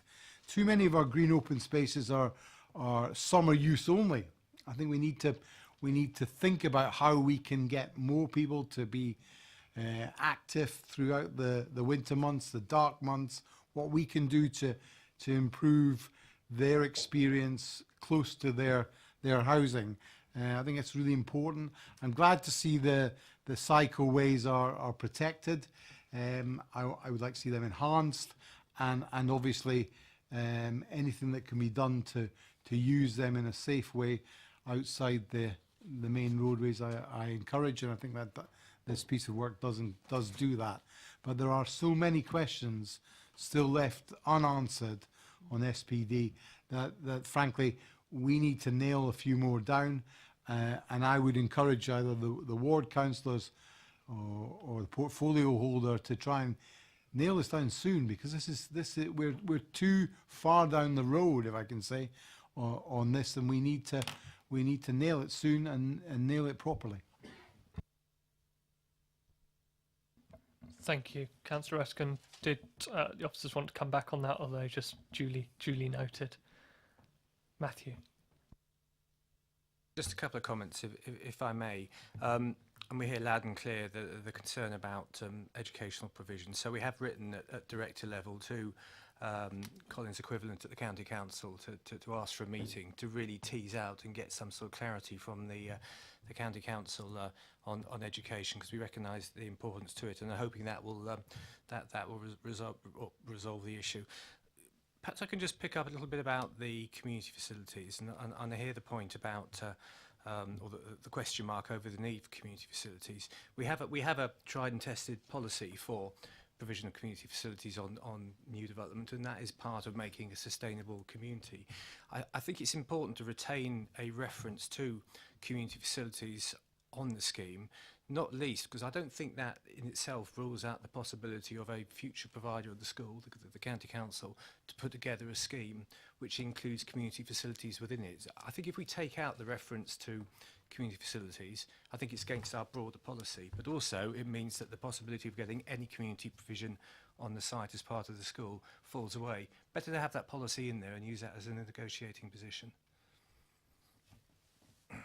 Thank you. I think it would be helpful to have included on that point then that we change the community facility point to say we would like to see community facilities be part of a school which is on this development.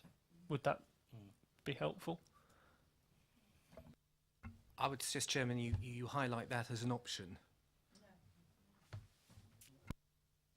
Thank you for the suggestion. I will take other views. Councillor Rattigan on this point.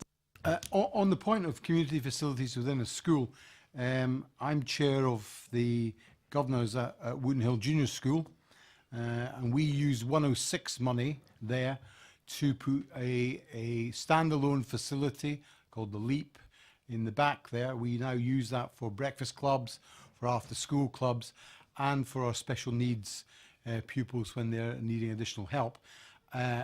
It's on the school grounds, but much more of a facility that other people use. And if it's at all possible, maybe one of your community officers could go and see it and see what it does as a part of the general add-on to the village hall and everything else, because it's marvellous. It's used all the time, and we've been able to make money from that directly goes into education. Thank you. I think those points noted. Councillor Harvey is next. Thank you, Chair. Just picking up that particular point, if the reference to community centre was changed to community infrastructure or community facilities in the broader context so that it could be interpreted in the way that local residents would prefer, that gives you flexibility. And I think beyond that, there is a bigger point, which no matter what this document says, local community input directly into the SPD that gives you an idea of what your 106 should be governed by, as in local need, not simply policy, is perhaps a key point to take away. If the SPD is going to benefit the community that is created, let alone the community that exists, then there needs to be a better thought about how you engage in a way that truly draws out what that community needs with what it has around it, and then how those facilities, whatever they may be, could be sustained. I think that point is pretty clear. For me, Chair, just listening to what's been said, this is one of those occasions when you listen to each other, and I'm listening to the ward councillor, and I'm listening to colleagues who have wards around the site, and I'm listening to the experience that we've had in other places, and I just want to push our officers. I want to thank them for the work that's been done and respect the work that's been done, but challenge it and push it. I think on the site access point, it would be wrong of us to allow the current document to go forward without having a significant strengthening of the transport section to pick up the points that have been raised and to challenge the county council directly on what its interpretation is. And that's the old job, isn't it, between the difference between what's real and what we know and what the model tells us. We can use the sausage machine very effectively to stick the data in one end, add up the algorithm to make it come out the way we want it to at the other. It can be done very easily with Hampshire's models, and I've seen too many developers use the advantage and take advantage of that to get exactly the result they wanted, which is not a statement on what the officers have written. It's a statement on how stronger we would like the document to be in order to protect us from what we consider to be the concerns raised. I think the neighbourhood plan points are well made. If we're going to have these things, then let's at least use them in the way they were meant. Otherwise, what's the point? What's the point of going out to referenda and encouraging all the residents to support or not support if we don't look at it in those terms and the way they would look at it, because they were the ones that created it in the first place? The school allocation point, I mean, what in the world is Hampshire playing at? We've taken 1,000 houses in our ward recently where you've got a situation of massive expansion of our local primary schools, not thought out, not engaged with the local community to genuinely understand what that impact would be. but a reaction to development, not a thought-through process to development. And I think Hampshire really need to get their act together on this, particularly if they've got other major sites they want to bring forward in the borough that I can think of, where education is going to be equally as controversial. In terms of the developer timetable, I would be really interested to know where the developer is on this. Are they waiting for the SPD to go through before an application is made, or have they already constructed the application and are hoping that this merely adds weight to what they've already prepared? Now, if I was putting money on it, I'd say that, really, to be honest with you. I would be, well, obviously the ward member knows that that's the case. In which case, what we say in this document really matters to pin them down. I am very nervous at what they may well be considering submitting. On page 56 and 57, we've got the affordable housing section. I note the points made about the provision of 4-bedroom properties and the limitations and the mix on the market housing. But I also note that the wording in little c on policy development 1b isn't strong enough. And I'd really like it to be clear there that says, not unless an alternative overarching affordable housing strategy has been approved, but that we expect an affordable housing strategy to be submitted. Because I think in the context of pinning down the developer to exactly what their intentions will be, that is a very useful thing. I don't think it should be, and if they want to, I think it should be pretty well determined that they should submit one. And where we've had practice of it that I've seen so far, with other applications that are in the offing, actually it's been quite a useful tool. And I think our other planning officers maybe will benefit from having that. So yeah, I'd like to pin that one down. Biodiversity plan, yeah, get all the points being made about biodiversity, and I respect what the cabinet member was saying, and you know where this sits. Excellent. Got no issue with having as strong a wording as we possibly can. You know, set in the context of what maybe local residents and what the local community is saying as well. What are they saying in terms of valuing biodiversity, what it means to them in their community, and can we reflect any of that maybe in the principles we're seeing here? I'd like to push on all those points and see the document a little tighter or a lot tighter to push the developer if they have already got their planning application in their back pocket, which I suspect they have. Thank you. I think looking around the room, a lot of those comments are shared by members of the committee. Are there responses from the officers on those, or are they just duly noted? I think they're... Andrew? Yeah, they're definitely duly noted. The only thing I would say is that, yeah, it certainly is intended to be tight on access in particular. And the development principle does say there must be no vehicular access from this part, it's referring to the main part of the site, onto Cufford Lane, except emergency vehicles if required by emergency services. So it certainly is trying to be very clear that we don't want any traffic going from the main part of the site onto Cufford Lane. Obviously, if members aren't feeling that's the case, then we need to look at the wording, and we will. But that is certainly the intention. Is what I wanted to stress that. I think the concern on the access is that's good, and I think everybody agrees that that's good, because the emergency access point will be borne out at an application stage anyway. But what the result of having these houses in that location will lead to houses where they access with the principal access arrow, if you like, on the M of Razors Farm. I'm on page 49. On the M of Razors Farm, and just to the east on the railway line, it's that traffic going round and then re-accessing in again, and it's getting them travelling up Cufford Lane. That's the issue. And there was talk previously. The councillor who mentioned this is no longer on the council. A councillor who represented Brownlee and Sherfield at one point of making Cufford Lane one way. Those points have been made previously, and I'll leave that one to sit. Councillor Phillimore. Yeah, cheers, Chair. I bow to the ward members' much experience of her own ward, but there's only a few things I want to add. If we are going to have a school, there are massive transport problems with schools across this borough, where all you get is people dropping off their kids, endangering school children, and I don't think a park and stride facility works when it rains. I mean, that's what's mentioned in 5.42. So if we are going to have a school, the highway issues are paramount, whatever the implications on Caffrey Lane are. For me, 5.52, it says about the design of streets will need to ensure it facilitates bus usage. In addition, associated street furniture needs to be accessible, safe, secure and well lit. That was a shame that didn't say the street should be well lit rather than the furniture. But anyway, going on from that, can the officers just update my lack of knowledge about a potential new railway station, a policy SS10 of our local plan? What is the potential of actually securing a railway station there?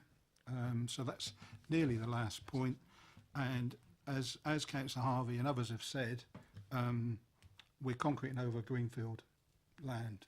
Biodiversity and ecology is paramount.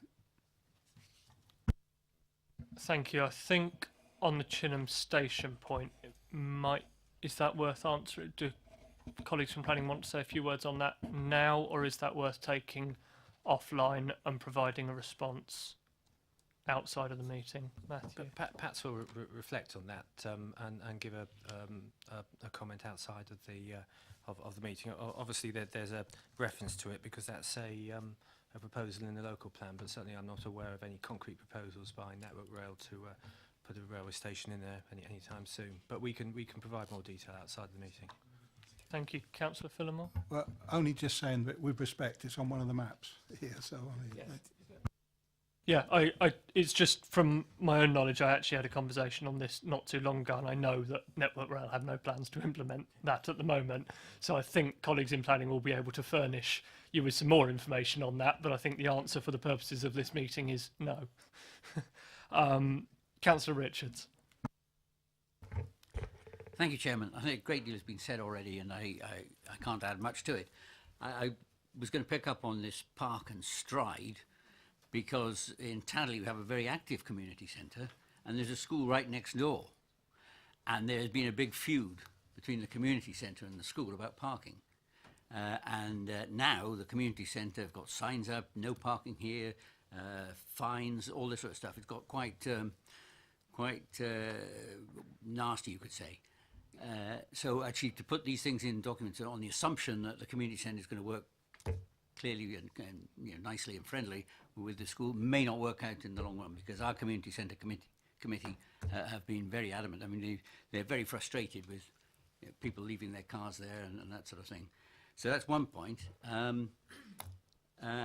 Another point, yes. I felt one or two of these things are not quite firm enough in here. Page 62, you're talking about the National Cycle Network, and it says that right at the top there, to maintain and, if possible, enhance the National Cycle Network, Route 23. I don't know why we have the word "if possible," because, I mean, do we want them to enhance it? In which case, it should be we want that enhanced. I mean, I just feel that weakens the point by putting in "if possible." And my final point, which is something that we discussed when I was on the Many Down Overview Committee. Here I see page 61, delivery of infrastructure. I mean, virtually nothing, just a very brief paragraph on that. But I have quite a bee in my bonnet about this, that we did discuss it on the Many Down Overview Committee, and that is fibre optic cable. I mean, when we're doing these new developments, we have the perfect opportunity to put fibre optic cable into every house, directly into every house. That's what they've done in many other countries around the world. We have gone with this BT solution of use the copper cables where we can, but we all know that you don't have to go many yards down the line from a copper cable before your broadband speed drops enormously.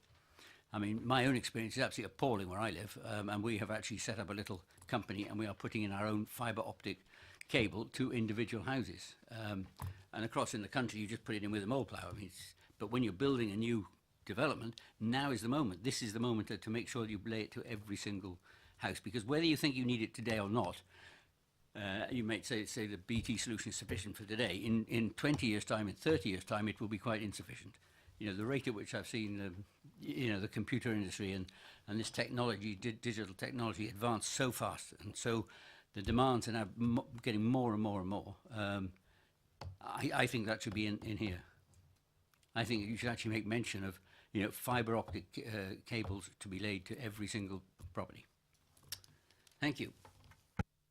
Thank you, Councillor Rowland, and then Councillor Parker, and then Councillor Harvey, and then Councillor James.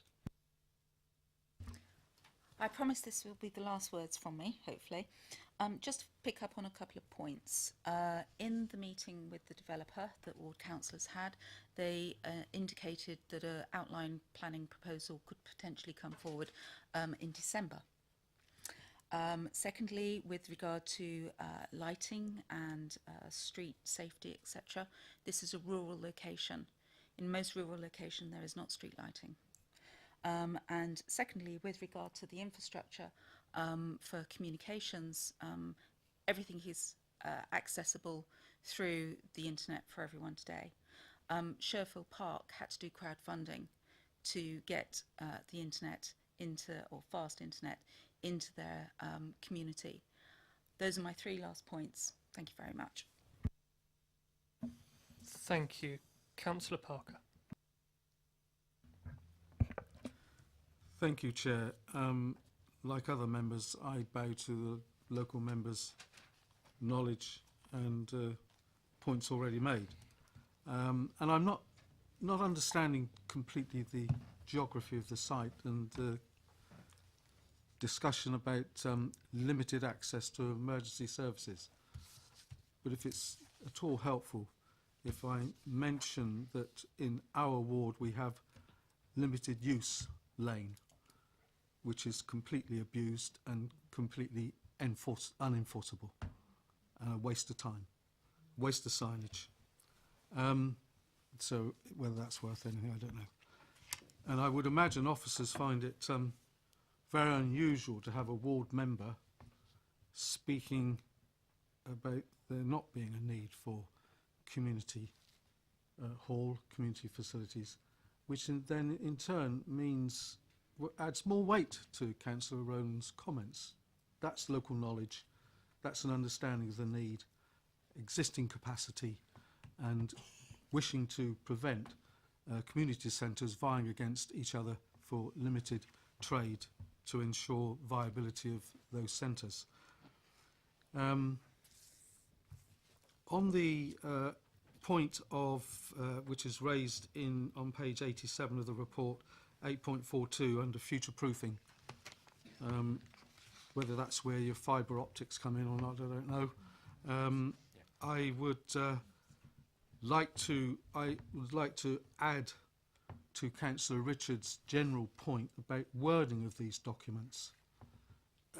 I mean, they sort of they allow the sort of the proverbial coach and horse to be driven through it by the developer. We give them all the options. The wording of should be is continually used, and this is the thing about opportunities should be taken to ensure that the development facilitates the provision of electric vehicle charging equipment. Well, if you have your own drive to park your vehicle on, then that's for you to sort out. The wording needs to be, in my view, far more specific in terms of where there is not the availability of solving that need yourself individually, then how is that going to be provided? Not that they should make provision, how is it going to be provided? And what we're talking about here, of course, is adaptation of street lighting columns and putting in extra facilities for persons who are going to have, I assume there is possibly going to be some form of communal parking areas.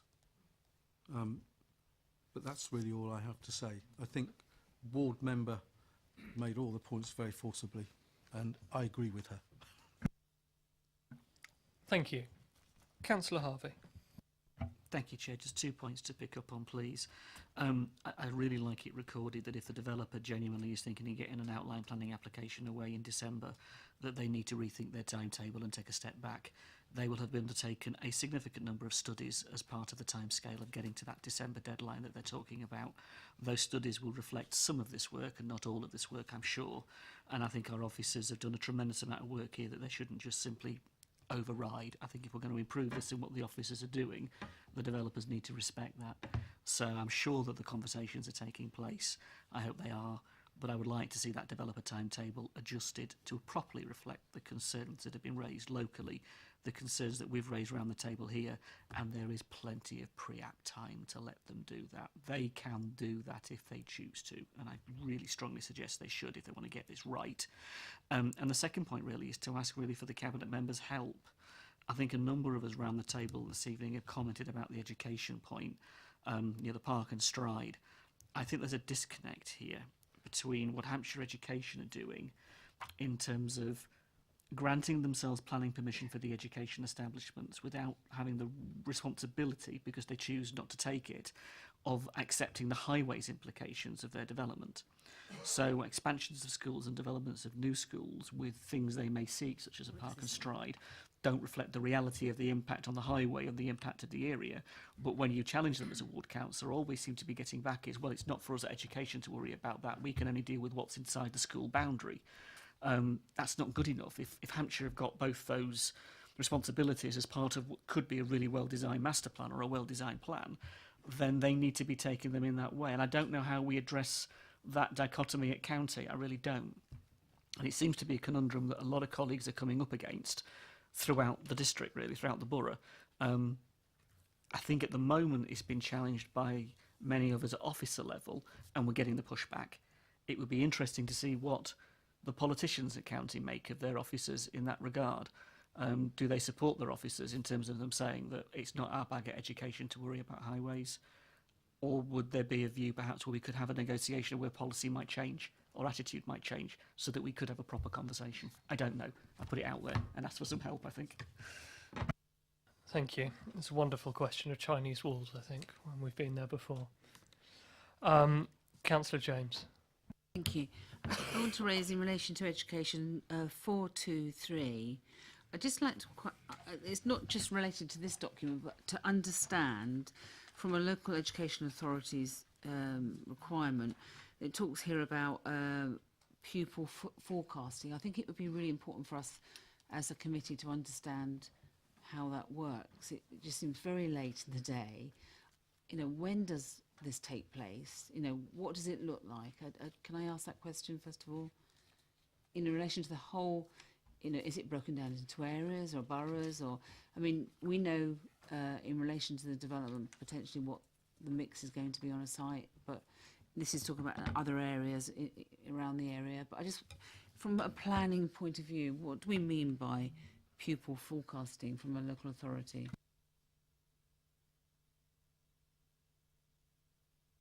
Andrew?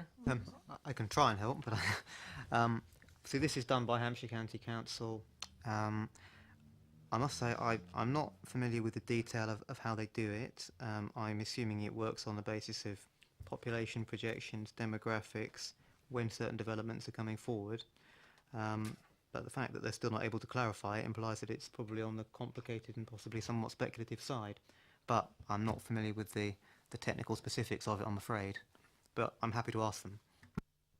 Thank you. Matthew? Chairman, if I may, I mentioned earlier that we've written at director level to the County Council to express concern about the lack of clarity over education. I think as part of that conversation, hopefully we'll have at that senior level, we can pick up on that point and get them to set out in the appropriate level of detail how they deal with population forecasting and how that feeds into their decision making, because it does feel like a bit of a black art, which is planning officers at the Borough Council we're not familiar with, but certainly we can use the opportunity to tease that out from county officers when we meet them. I mean, it's incredibly worrying, isn't it, that we don't actually know in planning, you know, how policy terms, how that works. I mean, and it's no reflection on you as officers. It's just really worrying, isn't it? And if we're looking at future development, so I would I'd really welcome somebody from county coming here. I mean, it's nice that you talk as officers, but I'd welcome someone coming to talk to this committee and for us to actually understand how it works. I mean, is there a master plan for the borough? Is it then broken down? What, you know, how does it actually work? How do they look at educational needs across the borough? I mean, I don't know. I'm just at a loss to understand this, and so I'd really welcome that. Thank you. I think it's an interesting point, and I'm just trying to think. I was just asked Colin, and I'm just trying to think off the top of my head. Last time Hampshire education officers came in, we have transport officers come in to do transport briefings. We have various officers in from Hampshire to do various briefings. I can't recall an education one, but I haven't been a councillor for as long as other people in this room. Councillor Harvey? The last time they came in was a scrutiny meeting where they wanted to do it behind closed doors. So I think there's a concern if Hampshire are going to engage, we would like it to be in public, and we would like them to engage with us and our residents in a way that they can.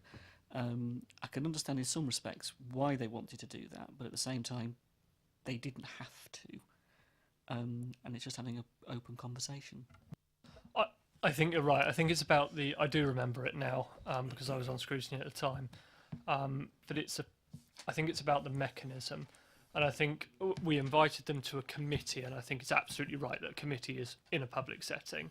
I think there is potentially scope to look at an all-member briefing, where all members from across the council could be engaged then, rather than it just being in a committee where only certain members, by their nature, are there. So I was asking for this. Councillor James, will you let me finish, please? We're talking about an all-member briefing potential for education officers to understand where we are with schooling, and then we can look at going from there. Councillor James, did you have a... I was asking that this committee, we have responsibility for education. This is, you know, if you look at, no, but we're EPH, you know, in planning terms, I've got planning officers here today that have no concept of how this works. And we have a local plan. Surely it's incumbent on us to understand it as a committee.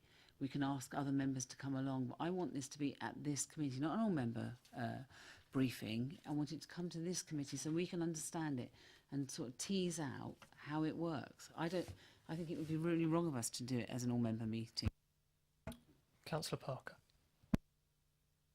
Thank you, Chair. Well, listening to the debate and trying to understand the complexity, I rather think there's an advantage to extending it out to all members. It's important that they also have that opportunity to glean a better understanding. We don't have to necessarily limit it to the narrowness of this committee. Committee members can attend and receive the same information, and we can then debate it as a committee subsequent. But I think it's a very important point and issue for all members to have a better understanding of. Thank you. I would agree, and I think we'll pick the point up offline after the meeting. Next on my list, I had Councillor Capon and then Councillor Frost. Thank you, Chair. Just wanted to echo some of the points that Councillor Rowland, amongst others, have raised, which and specifically, I wanted to draw officers' attention to page 36, the key issues for consideration. You've kind of summarised the 5 issues, and the first one being social and community infrastructure. But I noted that further down, you only sort of refer to community infrastructure rather than social infrastructure. And I think some of the points that have been echoed around the room today, there's just upon reading this, one of the things that leapt out at me was that there's some clear gaps in local knowledge and how knowledge of the local community is being applied to this document. And I think the fact that social infrastructure is completely left off of that summary only goes to underline that even more. So when we look at things like the viability of the community centre idea, it mentions sports provision further down. Well, how is that going to be implemented? There's sort of a real need for summarising the community needs in there under a social context as well as just infrastructure. So that would be just the point I'd want to add and would welcome seeing in a revised version of this document. Thank you. Councillor Frost. Thank you, Chair. To be honest, the rest of the committee have really pulled out most of my points. The only thing I would like to say in support of Councillor Rowland is with the community centres within 3 to 4 miles of the Cuffle Lane Farm, we also have Pamper Heath, okay, a community centre. We have Silchester, which have just had a new community centre. There's also Bramley, I think, which has been mentioned a couple of times, but there's also been Tadley. Okay, there's also Carpenter's Down community centre. In fact, there's 2 just off of Carpenter's Down. So I think the area is well provisioned regarding community centres, and I too would like to see the viability study that's gone into the suggestion that there is a requirement for a community centre here. I'd also like to just point out to officers page 61, 4.2.18, the delivery of infrastructure. It said here that the council considers it's very important that infrastructure required in connection with new development is provided in a timely manner. So therefore, if it's to be given in a timely manner, why does it say in the last sentence on there that the early provision of infrastructure should be incorporated into future planning consents? Why shouldn't the should be changed to must? And that's it. Thank you, Chair. Thank you. I must admit that 4.218 was a point that I'd seen as well. And the council considers that it's very important that infrastructure required in connection is provided in a timely manner. I think very important should read essential. Frankly, it's not very important. It's a prerequisite almost. I appreciate that developments can start and then infrastructure catches up sometimes, but it's essential that's put in place in a timely manner. Councillor Richards, briefly. Briefly, I just wanted to, a thought came to my mind.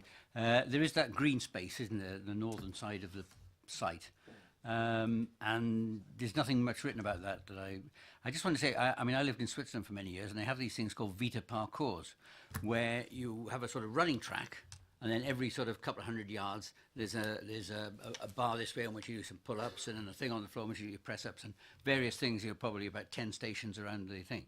I just throw that out as a simple idea of how to use, one use of the green space. Okay. Thank you, Councillor Richards. I think, in summary, the committee have a number of concerns. They'd like to see a lot of tightening up around this document. I think there really is a view that with the SPD, and I know officers believe this too, but we just need to ensure that we are very clear about what we expect from the applicant on this site. We just need to be abundantly clear that we are choosing. It is of our own. We don't have to do SPDs for these sites. We are choosing to do them, and I think if we choose to do them, we are choosing to do them because it is so important that we get our local plan sites delivered in the right way. Then we need to be abundantly clear with applicants about what we expect. We have given an allocation in the local plan. We need to be very clear about what we want to see. Concerns around about access, school, neighbourhood plan. On community centres, I think there's an interesting point as well, noting comments on that. Whenever we talk about new developments, we always say we want new people to integrate with existing communities. What better way to integrate than to integrate with existing community centres? Exactly. So I think that's an interesting point. We talked about listed buildings, affordable housing, biodiversity, fibre optic broadband.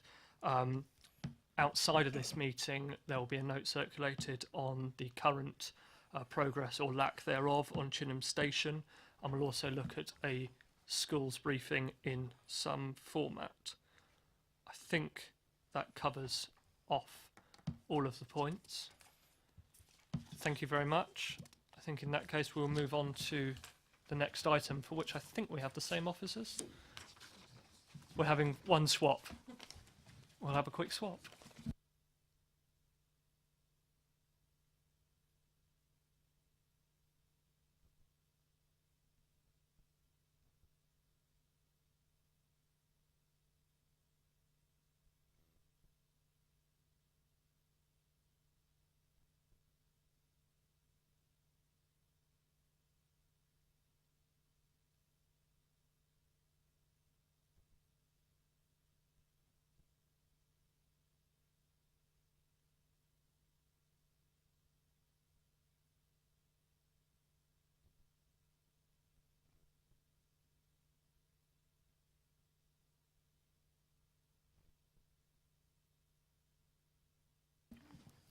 Thank you very much, members. We now come to agenda item 8, which is purely an update paper for the information of members on the National Planning Policy Framework. We've now got NPPF 2.0, which is the new planning policy guidance for the country produced by central government.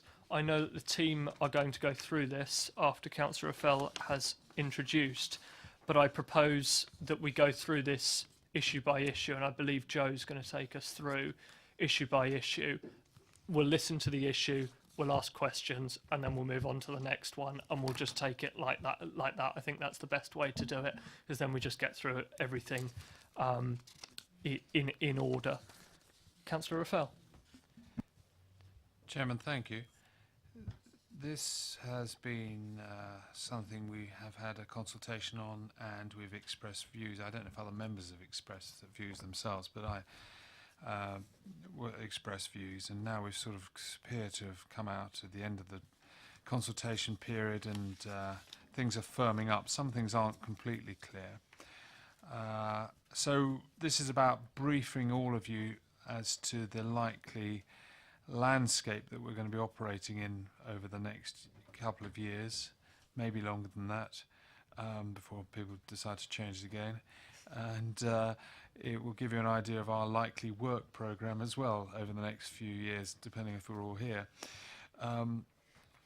There will be elements that are uncertain and elements that frustrate you, I'm sure. Not that we can do much with the frustration today, I'm afraid, so temper that if you can. But just talking about frustration, I wrote to the Secretary of State, or the Minister, I don't know who it was, but I wrote to him back in May to say that I couldn't understand how it was that if we were more affordable than Hart District, that under their methodology we have to have more houses and they have to have less. I didn't get a reply. Maybe he doesn't know the answer to that question. Or maybe he just, maybe he changed his job. I don't know what's going on. But I've asked officers to try and get an answer from it, because it just doesn't make sense at all from our perspective. Whereas other things do make some sense, I would suggest.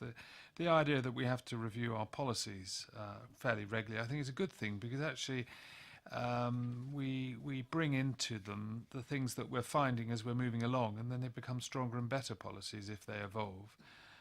So I hope that would be good. So we will be looking at them sooner, but perhaps some of the issues as to housing number and other concerns as to what they're going to be, we don't know the answer to, and we certainly won't be looking at well, certainly not in the next 12 months, I would have thought. But other things we will be looking at. So that's it. So over to Joe Bromley. He'll be more entertaining than I am. Thank you, Councillor Affel. As Councillor Affel mentioned, there will be issues in here which, if it's stated as this is in the NPPF, then unfortunately we cannot change that. So as Councillor Affel said, we can express frustration, sure, but there will be certain things that we can't change, and we'll just need to be mindful of that. Joe, should we go through line by line? No, chunk by chunk, I think, yeah. Probably just to reiterate that point, really, this is just a briefing. Obviously, the NPPF is still new. It'll take time to kind of bed in and for officers to know exactly what impact this is going to have. So this is very much an initial briefing. We'll get more information as we start to use the document moving forward. So I think, yeah, so if I take section by section, if I start on page 95, so that's our first section there, is about plan making. So probably the main point to make there really is that it reinforces the plan-led system, so the system we've already got in planning terms, and it really reinforces the approach that Basingstoke and Dean have got in the fact that we've got an up-to-date local plan that sets all our strategic policies for the area. It also very much supports neighbourhood planning. Obviously you all know how proactive we've been about neighbourhood planning. We've got the King's Clear referendum going on today, so hopefully if that's a positive result, that will be our 9th plan, so we've got good coverage across the borough. And the new NPPF provides a lot of support for neighbourhood planning, so that's very much a positive of it. One thing I think probably worth pointing out from that section is the emphasis on review in the NPPF. As Councillor Raphael mentioned, There's a real emphasis on reviewing local plans regularly. There's now a legal requirement to review your plan every 5 years. That review should be quicker and lead to updates if your housing figure is going to change. So I'll come back to the housing figure issue, but that's just worth remembering. Just in terms of neighbourhood plans, probably the two main changes in respect of that is that there's additional protection for neighbourhood plans for their first 2 years from speculative development. And the other point also is that local plans are now required to set a figure for neighbourhood plans in terms of how much housing they should deliver. As you'll know, this is something that we already do through the neighbourhood plan, so it's actually reinforcing the approach that our plan has already taken. So that's a positive. Probably just worth noting in 3.7 about the test of soundness, just on this section. Just one of the tests, which is entitled Justified, has actually changed. Whereas before, when you were doing a local plan, you had to set out what the most appropriate strategy was. Now you only need to do an appropriate strategy, which is quite a difference, I think, and could have quite an impact when we do come to review plans in due course, how that's considered by members. Thank you, and I think that that last point was going to be a question that I asked, but I think that is a really key change in that previously local plans had to be, assessed by an inspector as being the best for an area, assessed against all different types of criteria. Now we are talking about a plan. It's just got to be a plan for the area. It's got to be appropriate, but it doesn't have to be the best plan for an area. And I think that really stems from the fact that now, in the world of wanting to review a plan every 5 years, we all know how long it took us to get to the best plan last time, and it's probably not feasible to get to a best plan every 5 years, so it is now an appropriate one. I had 3 hands up, I think. Did I see Councillor Watts' hand? Councillor Watts. Chair, on neighbourhood plans, it says they're giving additional emphasis on protection from speculative development. What does that mean for our current plans that are more than 2 years old? That they can be subjected to speculative development. You know what I mean? Is that the case? Basically, any that are older than 2 years will have the same basis as areas that don't have plans. So they will be open to the 5-year land supply kind of issues. That if we can't tell or can't say that there's 5 years worth of deliverable sites, then the presumption will apply. Basically, for this, it basically lowers the bar for those new neighbourhood plans, so they only have to have 3 years worth of deliverable sites. There's some other criteria as well, but that's the basis of it. There are some transitional arrangements in here which kind of complicate things in the fact that older plans are protected until December, but after December, no, they will then be subject to the same thing as other areas. So is it, I think I read later in the report, there's 6 that are over 2 years old, so we have to revisit all those 6 plans. And this is neighbourhood plans in villages. Will they have to reopen those up again, or will they have to go out for ballots again for the residents? What's the criteria for that? No, they don't need to review their plans. Their plans still stand as they are. And so they're still protected, and all the policies within those plans are still valid. The only time when things will change is if we lose our housing land supply position. And then at that point, the local plan and other areas kind of that aren't covered by up-to-date neighbourhood plans, the presumption in favour of sustainable development will kick in those areas at that point.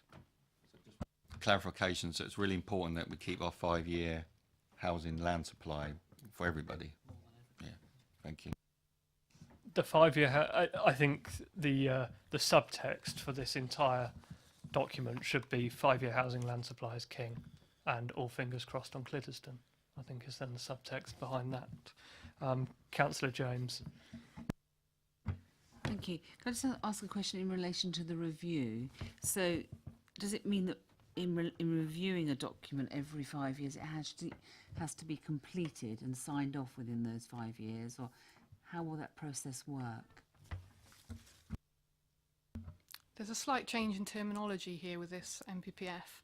This is about reviewing your plan. So you have to relook at your plan during that 5-year period and test whether it needs to be updated or not. It's not saying that you have to have an updated plan within that 5 years. You just have to review it to see whether you need to update it.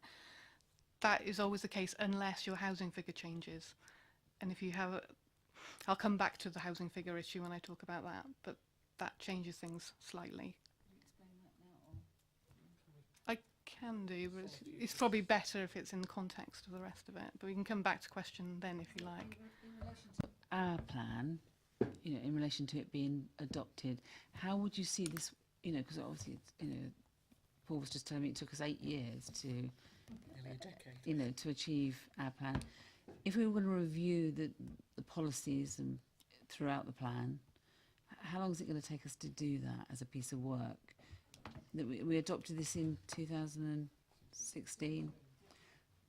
So, you know, I just wondered, have we considered how we're going to do this and when do we start this piece of work? Yeah, we adopted in 2016, so from that 5-year period we've got until 2021, as such for when the plan runs out of date if we consider that it's not up to date. So we'll have to go through a review process. We haven't got a timetable for that yet, but it's something that we need to consider kind of in the near future, really, to make sure that it's up to date. As you said, reviewing plans, or actually updating plans, takes a long time. You probably can't do it a lot quicker than 3 years. So we need to kind of obviously have that in mind and be alive to that, particularly in light of the new MPPF changes, what impact that has had. So it's kind of, officers are starting to think about these things now, because it's a long process. I think the key is as well, when you're implementing a plan for the first time, you've got things like the evidence base to compile, which takes a huge amount of time, whereas when you're simply reviewing a plan, you are just reviewing what those policies are and are they still appropriate for the area. You don't have to revisit that evidence base, which saves a huge amount of time and studies. Councillor Harvey. Councillor Jones. So doesn't the evidence, you know, over that period of time change? Wouldn't we look at testing the evidence to see whether it's still relevant? You know, if we think of some of the policies that we have, I would want to look at that evidence again to reflect on it, and is it appropriate or how has it changed? If we are really going to have a local plan that is an evidence-based document, surely as part of the review, I would particularly want to see the evidence reviewed. I think you probably would, depending what it is. It depends on how detailed your review is going to be. If you want to look at certain policies, you may need new evidence base to support those policies. If you're doing a much wider review, which then talks about allocating new sites, obviously you would need a lot more in-depth evidence. So it depends what it is. Councillor Harvey. No, thank you, Chair. I just want to pick up 3.7 and what Joe was saying around the appropriate versus the most appropriate. Obviously, that enters into a ton of flexibility in a way that is as dangerous as it might well be inviting. And while there are things that might be done on an evidence base, I could also see many authorities, and I wouldn't necessarily point at ours, maybe, that would consider doing things that were appropriate for whom, and how you would judge who it was appropriate for, rather than simply being politically expedient. And in that context, I don't think the NPPF has set out what it really means by that word yet, has it? They really haven't bottomed that out.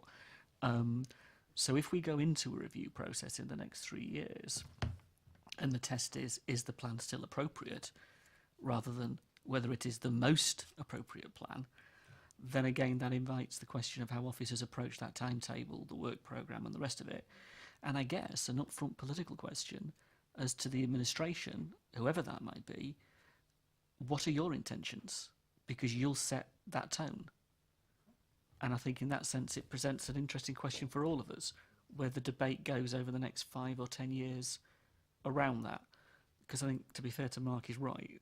A government of any complexion in the next 2 years will probably come in and rip it all up and change it all again anyway, as they always do. So from that point of view, the goalpost might change before we even get to doing a review in 2021. I just think, for me at the moment, we need to be cautious as an authority. And if anybody is thinking of, for us, defining the term appropriate, I'd love to be part of that conversation transparently and openly, rather than having done behind closed doors. I think we're all smiling slightly because we all have had the same thoughts.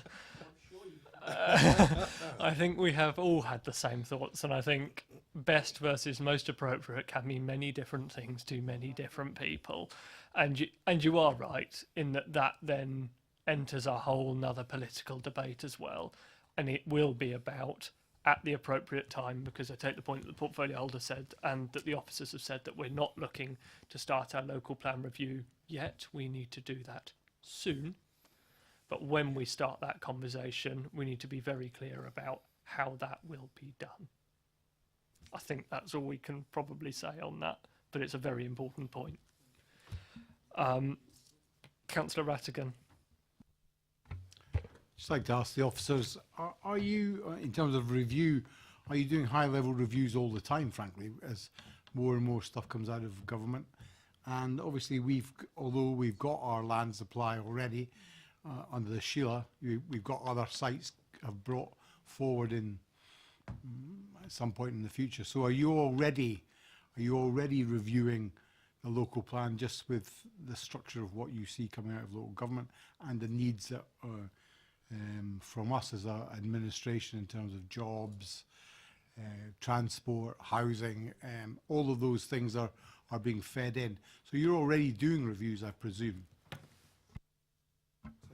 Yes, obviously we're always keeping a watching brief when new guidance comes out.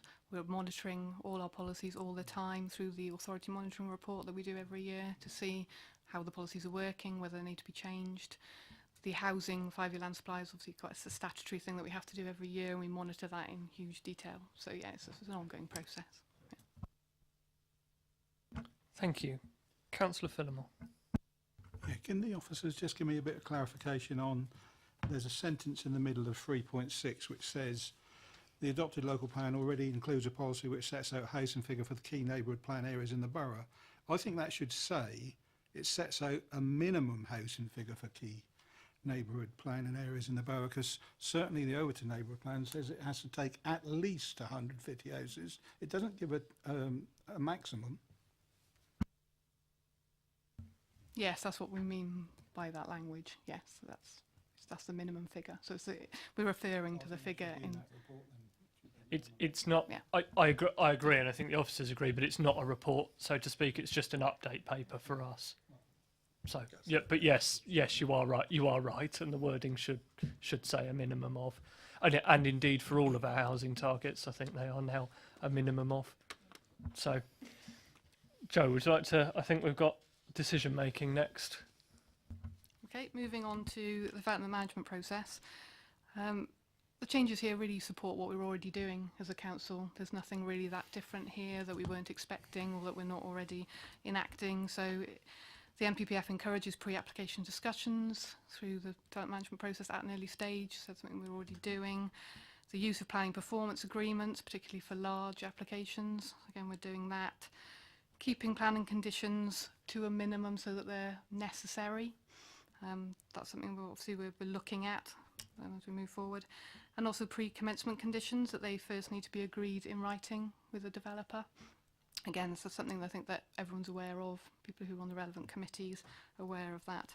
There's also a suggestion in there about local planning authorities shortening the timescales in terms of when developers need to get on site, and that is something that we're looking at. That has happened on 1 or 2 sites in the borough already, so we're kind of monitoring the impact of that. That is something we're considering. So I'll cover development contributions at the same time because that's sort of in the same section. The main change in terms of development contributions is really trying to front load that whole process so that those issues are considered at the plan making process, so up front. So the burden is on developers to come forward at that stage and provide all the relevant information so it can be considered in the round of the plan making, decision making. So by the time the application comes in, at that point it's assumed that those sites are viable unless the developer says otherwise. So that's quite a useful change. It puts more of the burden on developers. The other useful change for that is that the viability assessments now need to be made public as well. It's obviously something that members have been concerned about for a while. So they're useful changes. Thank you very much. Councillor James. Just on that one then, so will those documents form part of planning applications as an appendices, in the future? Because at the moment they're not there. They're not part of that process of decision making. I would very much like to see them in those documents. I just wonder, will they be in the future? Those sort of documents will need to be available right up front, so in the plan making part of the process, rather than at the planning application process. They would only really need to be needed at that point if there was an issue with viability. So viability should be sorted out earlier on. Yes, you're right that if they are needed, then they will be public and you will be able to see them. Just wondered how because it's not much reference made to it, sort of almost just a comment on viability, but in relation to a planning application, what will we have to change? I know this is detail at the moment, but because we're very concerned about viability and how it's being used, I just wondered how we can improve on that. We've always, as a Labour group, been very anxious about how that is being used, and I welcome this change, but how could it be improved for us? Chairman, if I may, just to answer that, our understanding of the change is that up till now, when a developer was arguing viability issues, which would impact on their ability to deliver a policy requirement scheme, the detailed viability information, while it was submitted with the planning application, it wasn't publicly available. And I think that was the concern members had, because they almost had to sort of discuss an application without seeing that level of detail. My understanding of the change is in future, if a developer wants to argue viability considerations impact on the delivery of affordable housing or something else, they will need to submit that viability information up front, and it will need to be publicly available, so it will appear on the website. I think that's quite a significant change. What I'm hoping is that actually by telling developers they have to make it publicly available, that will actually convince them that actually it's better off to put a planning application in the first instance, which is policy compliant. It's a nice carrot with a bit of stick attached. Councillor Rattigan. On developers' contributions, could I suggest that we see them broken down into a SIL amount, affordable housing allocation, if that's the cost of that, planting and landscaping issues, or any road upgrades. So they're all split down rather than just one massive big figure, which is what we sometimes get. And just frankly, it doesn't allow us to see what a developer's total costs are, but it allows us to see what element is affordable housing in there, what is SIL money. It goes back to the wider Basingstoke and Dean pot, and what could be used for local infrastructure if it's a road upgrade or junction upgrade or something like that. So I'd like to see those broken down if that's possible, and maybe something you could feed back into the planning process. Thank you. Councillor Harvey. I'm just thinking in terms of the industry, I am absolutely sure that the industry will develop a new art in how to baffle and bamboozle us with technical language and other things that we couldn't possibly conceive of in a public form that we find very difficult to read. So the assessment of the viability, how the viability is assessed and who does that piece of work, I guess, becomes the question. Because obviously the district auditor and other are brought in at that stage, but you're talking about a different process now. So if it's a developer's chosen assessor to prove their viability is one thing, I'd much rather keep it independent, properly independent for that matter actually, and have a, I don't know, you have a standard, how you achieve a standard of document that is publicly accessible, not just available. And none of that's been thought through yet. I've not seen anything on it yet, but it just raises the point in my head anyway. Thank you. Joe, did you want to, or Matthew? You're both going for it? I was just going to say on Joe. that point, I know when they published the MPPF, there was additional guidance on viability assessments that came through the PPG, which is trying to set out in a more standard way what all viability assessments should contain, break them down, as you were saying, and make them a lot more publicly accessible. So the government is definitely going along those lines. And just add to that, Chairman, we don't rely on the developers own analysis of viability. They will submit something, and we always take independent advice from that. And that isn't prevented by this process. no, absolutely, yes, we will continue to do that. Yeah. Thank you very much. Joe, hit us with housing numbers.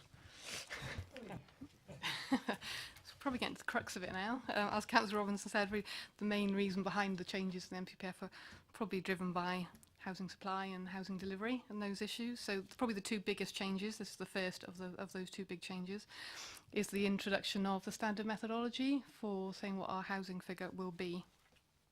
This is really designed by the government to streamline the process so we can get through local plan examinations a lot quicker, to stop all the debate about what the figure should be by giving you a standard methodology, which is basically based on your household projections and then some the affordability data as well. Those are the two main elements of it, really. Obviously, whether it does do that or not, we will see as we go on, but I'm sure there will still be debates about such things. Obviously, this, because our figure will change, this could potentially trigger a review of the local plan. So that's kind of the key point, I think, from that. So just to kind of pick up the point a little bit what Councillor Raphael was referring to, when this standard methodology originally came out, that gave us a figure that was higher than the figure that we've got now. So we've got a figure of 850 in the plan. The figure that came out was over 970. So you can see the difference. And that would automatically trigger a review of the plan immediately because it's higher. This is based, I think it's quite important to understand that the methodology is based on figures that continue to be updated. So the household projections get updated every 2 years, and the affordability data more often than that, so every year. So each time those come out, our target will change. So if you're in the middle of a review process, it's quite likely that the figure will change through that process. The figures that they came out with last year was based on quite old data. There's new data due to be published. Household projections are due later this month. But it looks potentially like our figure could be lower as a result of that than the 850. So it's really up in the air at the moment. And until we know what those figures are going to say on the 20th of September, we can't say whether the figure will go up or down. In terms of that uncertainty, it's also added to by the fact that national government have also said that depending on what happens when those figures come out on the 20th of September, they may change the methodology, because it might lead to a lower figure overall nationally than what they want. It might mean that they don't actually reach the target. So I think we're going to continue to have to wait until we go through that process. Obviously, we keep a watching brief on that, and we'll keep members up to date on what happens with that. Did you want to? And I was just going to say, so just to be clear, at the moment we've got a figure which the government says should be higher, but they're reviewing the evidence behind that, so it might be lower, but the chances are that by the time they've reviewed that, it will in fact be higher later, because they'll then fiddle the figures to tell us we've got to deliver even more. Yes. More or less. More or less. Yes. So good. Yeah, okay. Exactly. So it's higher before. It could be lower. This actually comes into force. Let me just check. In January of next year. So we'll obviously know what the figures are at that point, and that will be a fact to some degree in terms of what our housing figure is. But yes, the methodology may change. So we've now lost the argument over what methodology we've used to calculate our housing figure at plan stage, and we're going to replace this with a new argument, which is how up-to-date affordability figures are using in the context of making a plan takes longer than a year and you've got new figures coming out each year. That's the thing, when you review your plan, you almost need to predict what those figures are likely to do over that period. And it's quite like, because population projections are based on past completions, obviously if completions start picking up, that then has an impact on what your housing figure is going to be. So it's all very much a movable position.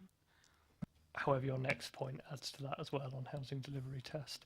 It would be helpful on the 20th of September, I think, to, once you guys have done the number crunching, to know where we are.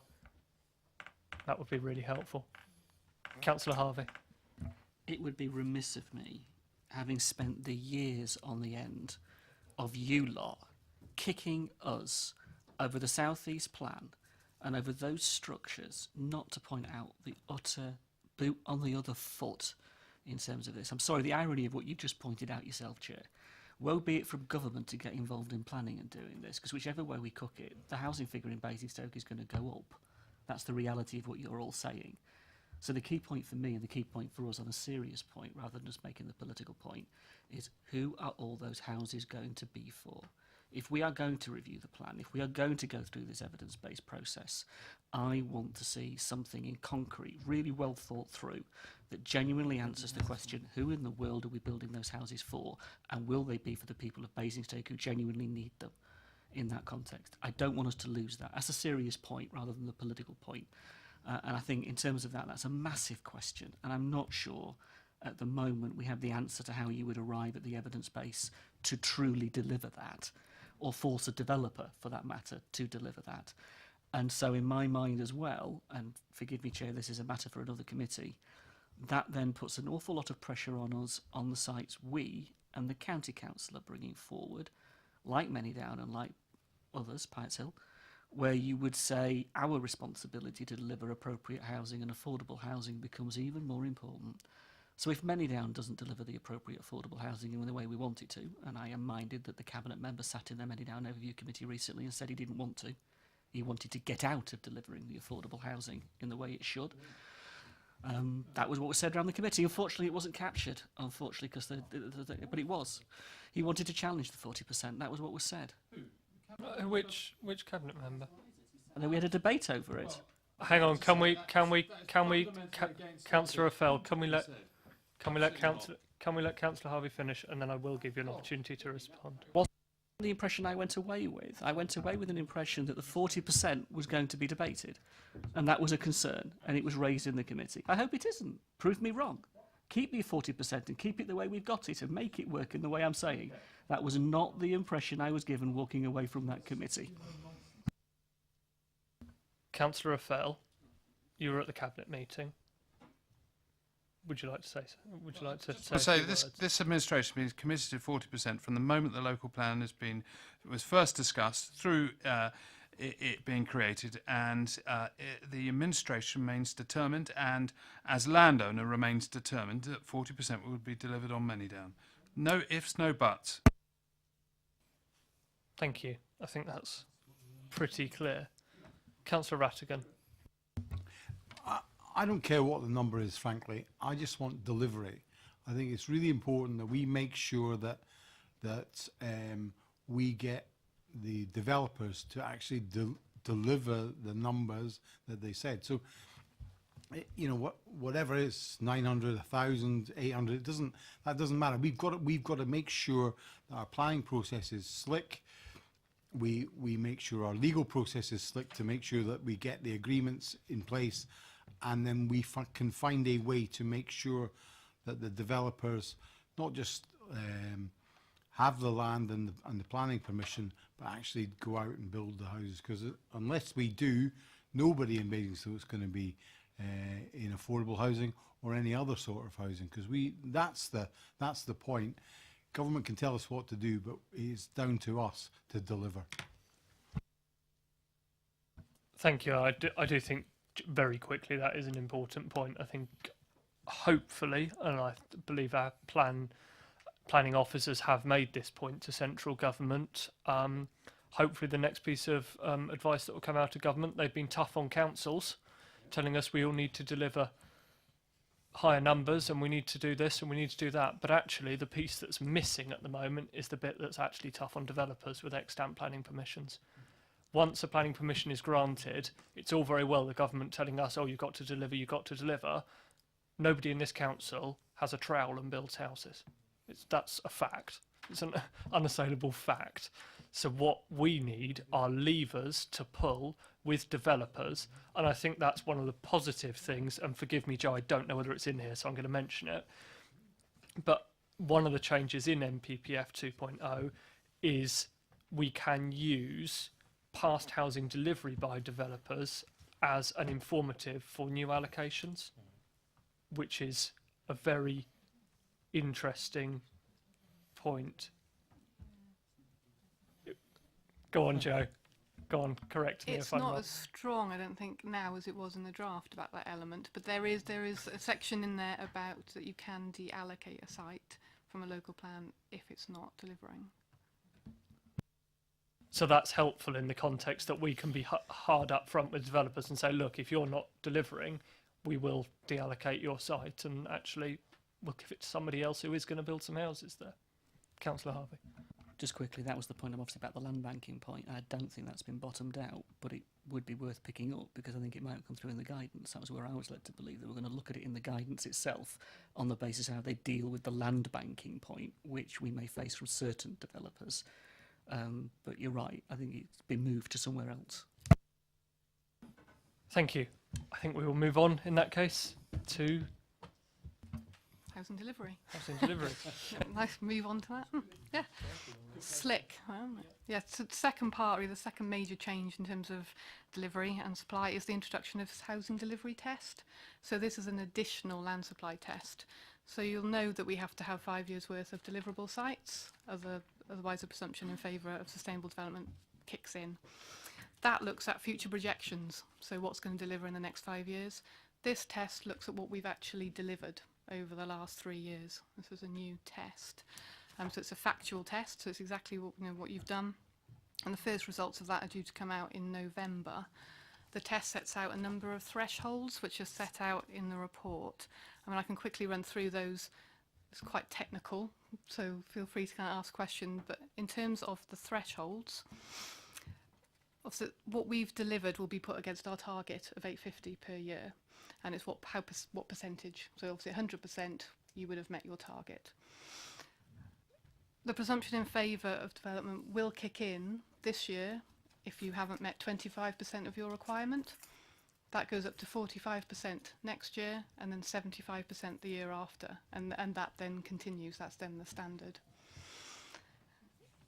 The other two main tests, if you don't deliver 95% of your target, you have to do a housing action plan, which will set out what you will do to improve delivery.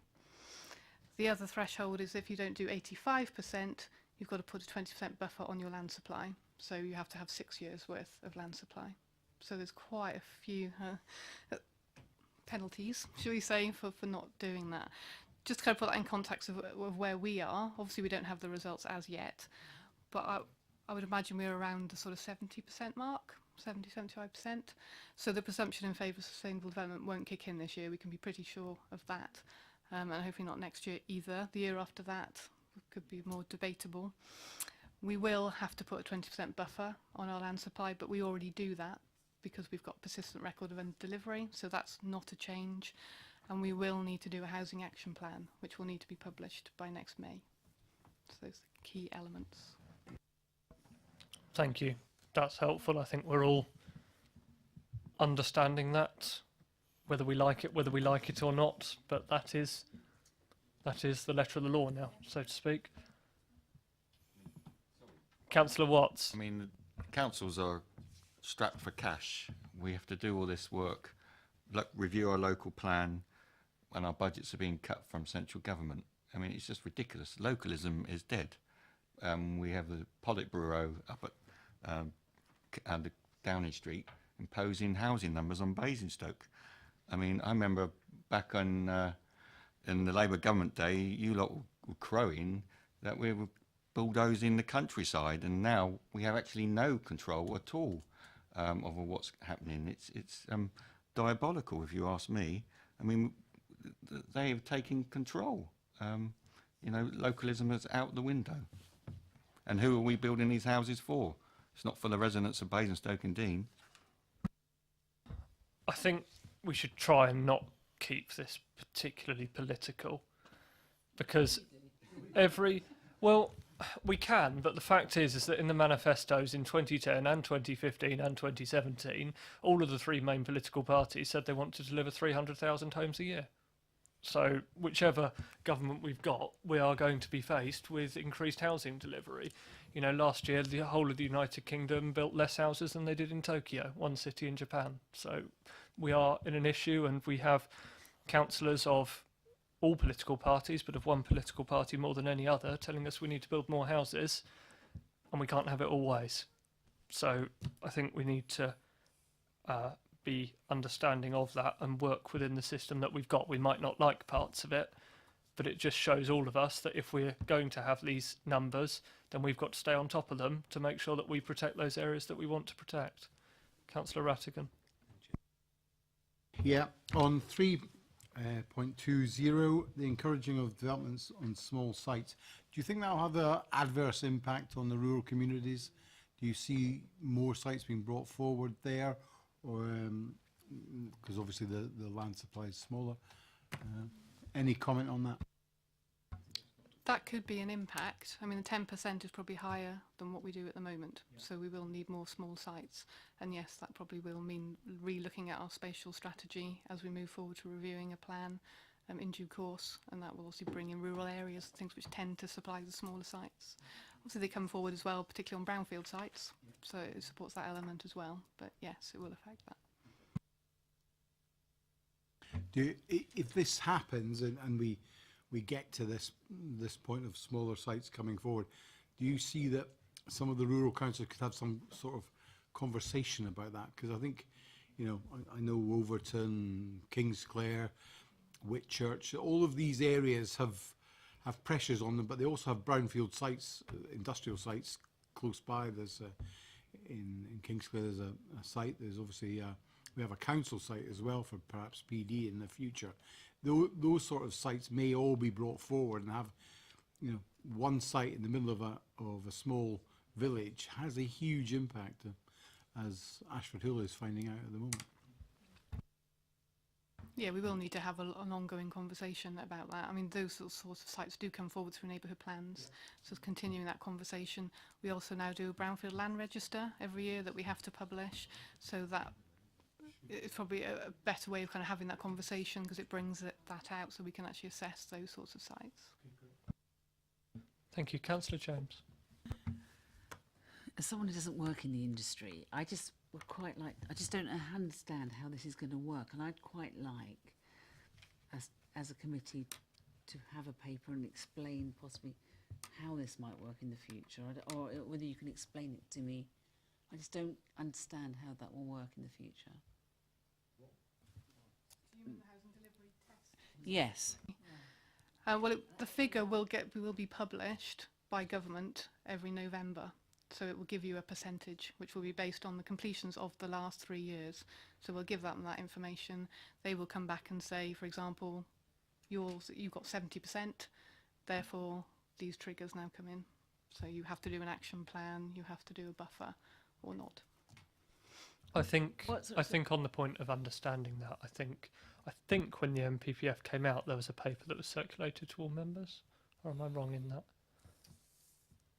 I thought there was some. I think there was, because there was an initial briefing on the original MPPF, so that did go to all members. It was a few months ago, but I think there was a paper that was circulated. So I think if there could be some scope to update that and recirculate, I think that would be incredibly helpful, because equally there are members not on this committee who will have a keen interest. It affects all of the, it affects all councillors, all wards. So I think if we could update that and circulate, then that would be helpful.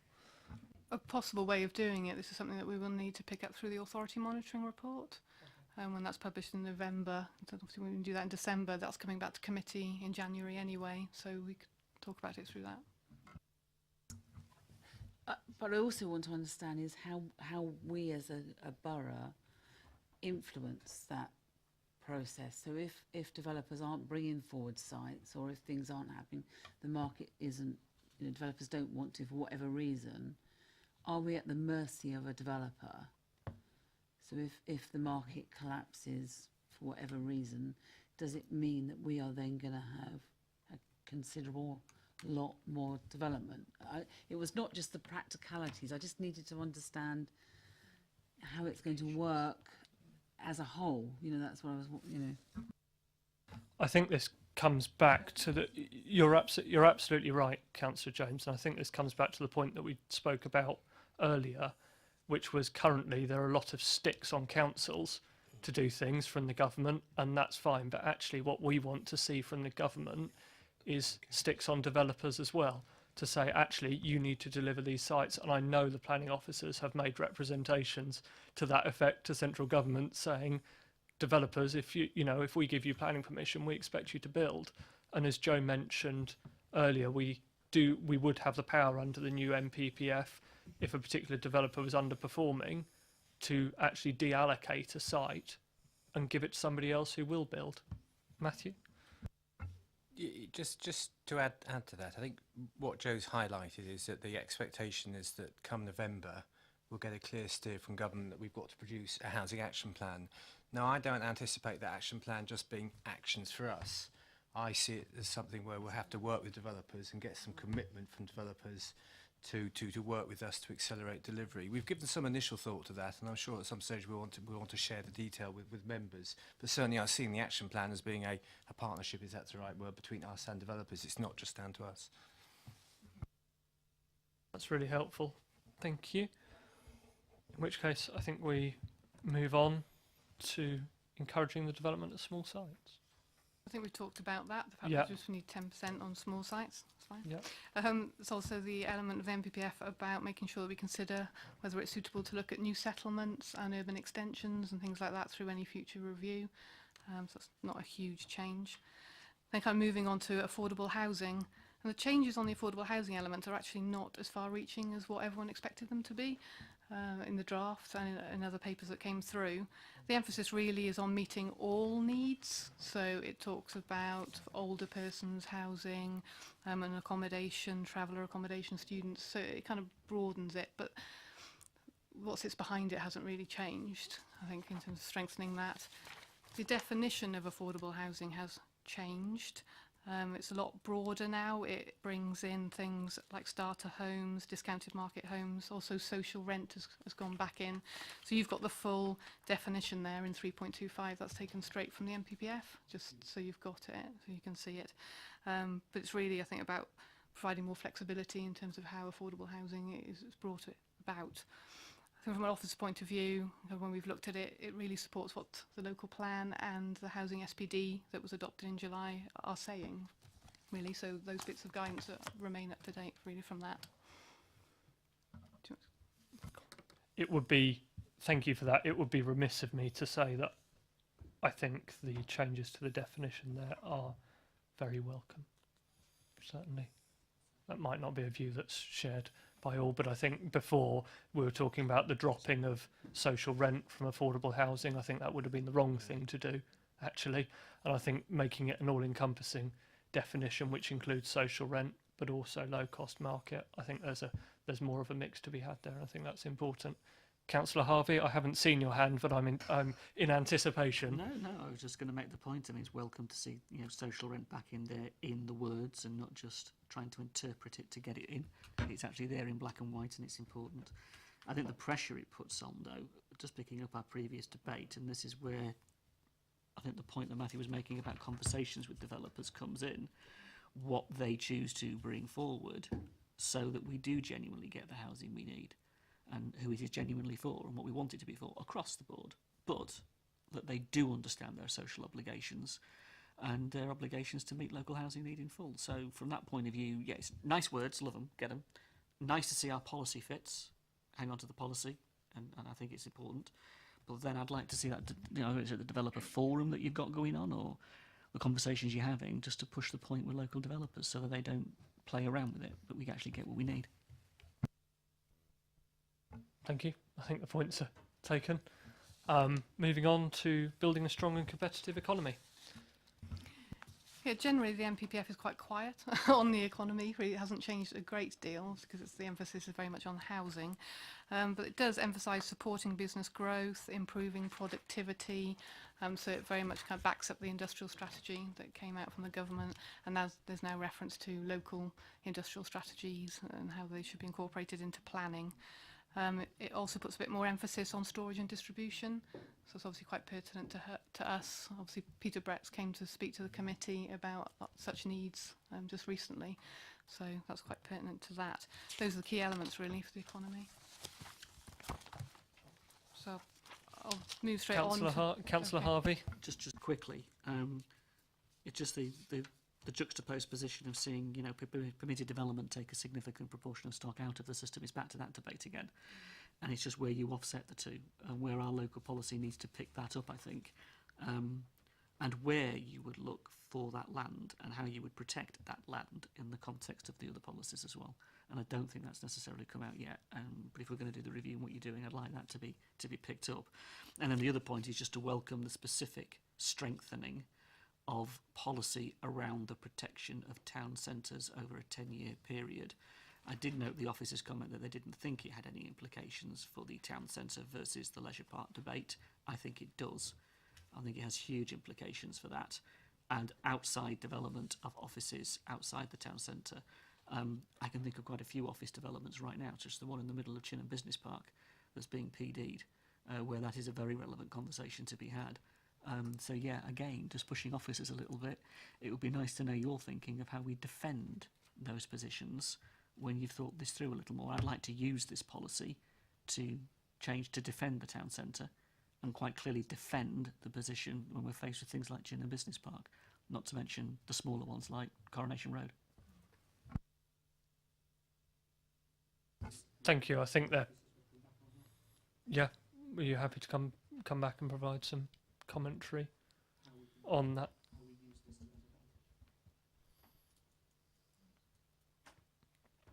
Councillor Harvey, could you outline exactly what you would like? I think Well, I'm seeing some nonplussed expression. Advice here as a member as to how I use the bits within here set against our local plan policies to, one, defend, for example, what might be going on the Chinham Business Park because we don't want it, because we need the space, or, for example, the town centre, and how do we deal with those issues? You're not going to answer it tonight, I get that. Please, could you come back to us, though? Because if we've got these changes, is it mirrored in our local plan policies? Great if it is, then we've got it there. If it isn't, then that's something we need to think about. I think that's something we'll need to consider as officers anyway when we comment on relevant applications. So yes, we will go through that process. I think it's something that we can also pick up in our leisure park working group that we've got. That might be a good place to pick that up. And I think it's a general point in that there will be bits of the MPPF, the new MPF, which we like and want to include in our local plan, and equally there are going to be bits that we don't like and don't want to include. And it's that judgment call between us as members and equally with the advice as officers to say, when we review our local plan, which as we say is soon, it's about getting that right balance between the policies that we like in the old plan and Councillor Cubitt's yellow boxes, which is very, or green boxes, which he's very keen on, and making sure we've got those together with the key bits of the new MPPF, which allow us to deliver the sort of development we want to see in and around the town. Joe? So the next section is making effective use of land. Again, that kind of really strengthens the way that government guidance has been going over recent years about encouraging the effective use of land, previously developed land particularly.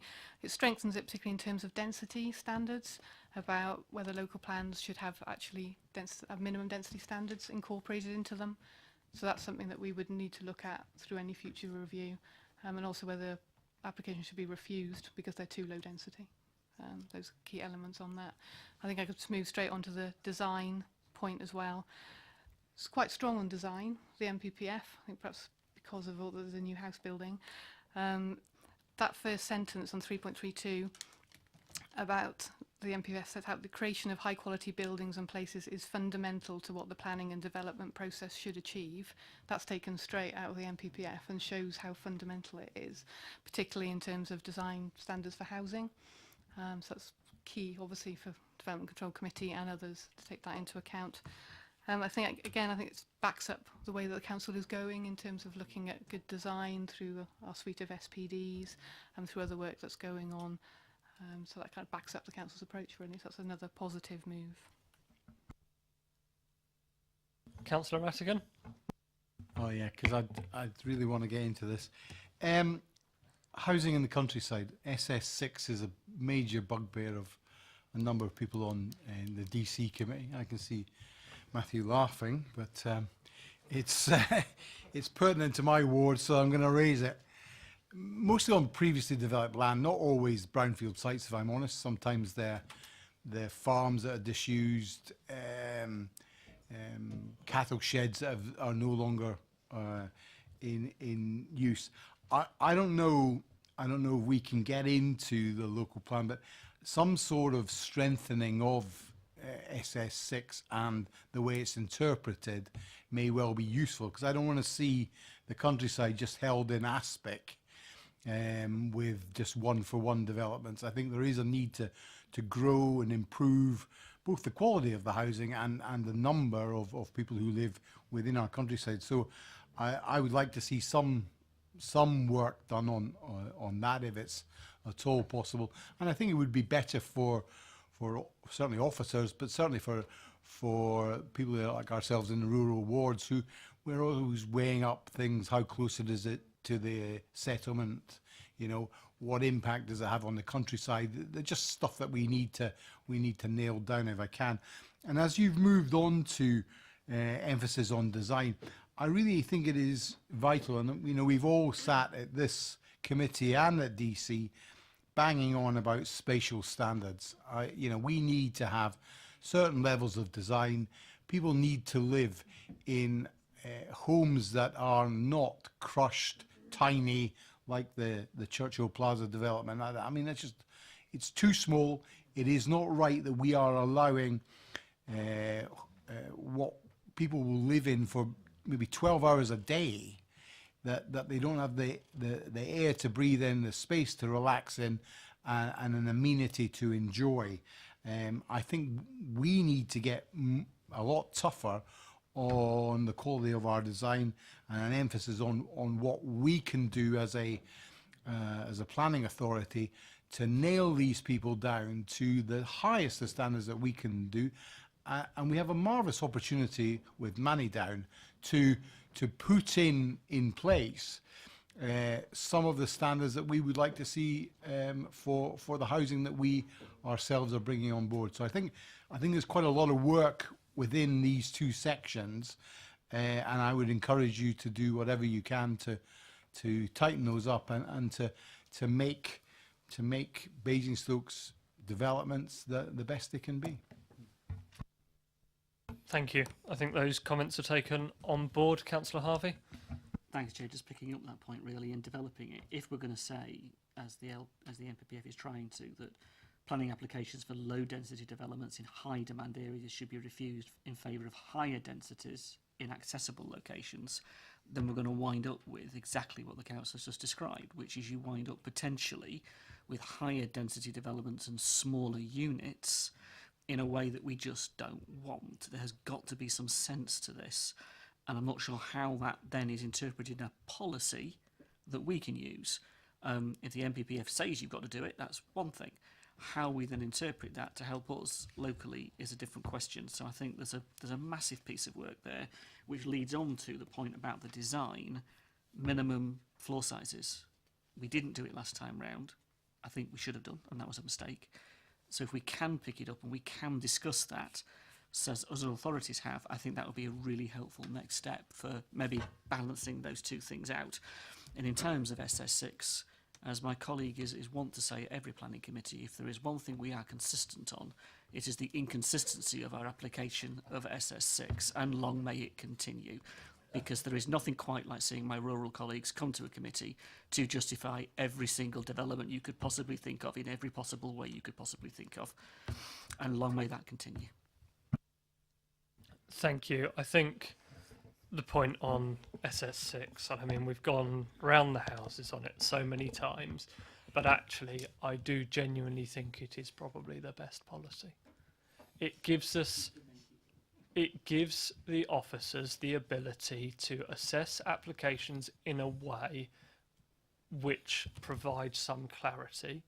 It then gives the ability for members to review that in a local context, and then we can, with our colleagues on DC, apply some logic which is sensible to the setting of those particular communities.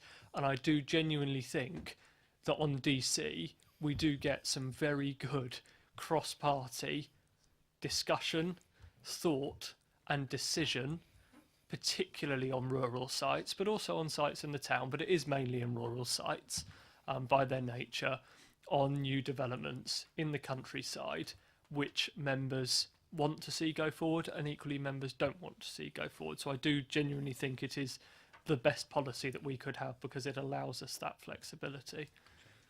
Councillor James. I just wanted to pick up on the housing density. So earlier on, we were saying that if we don't have the housing numbers and they don't come forward, they're not developed, we will be penalised.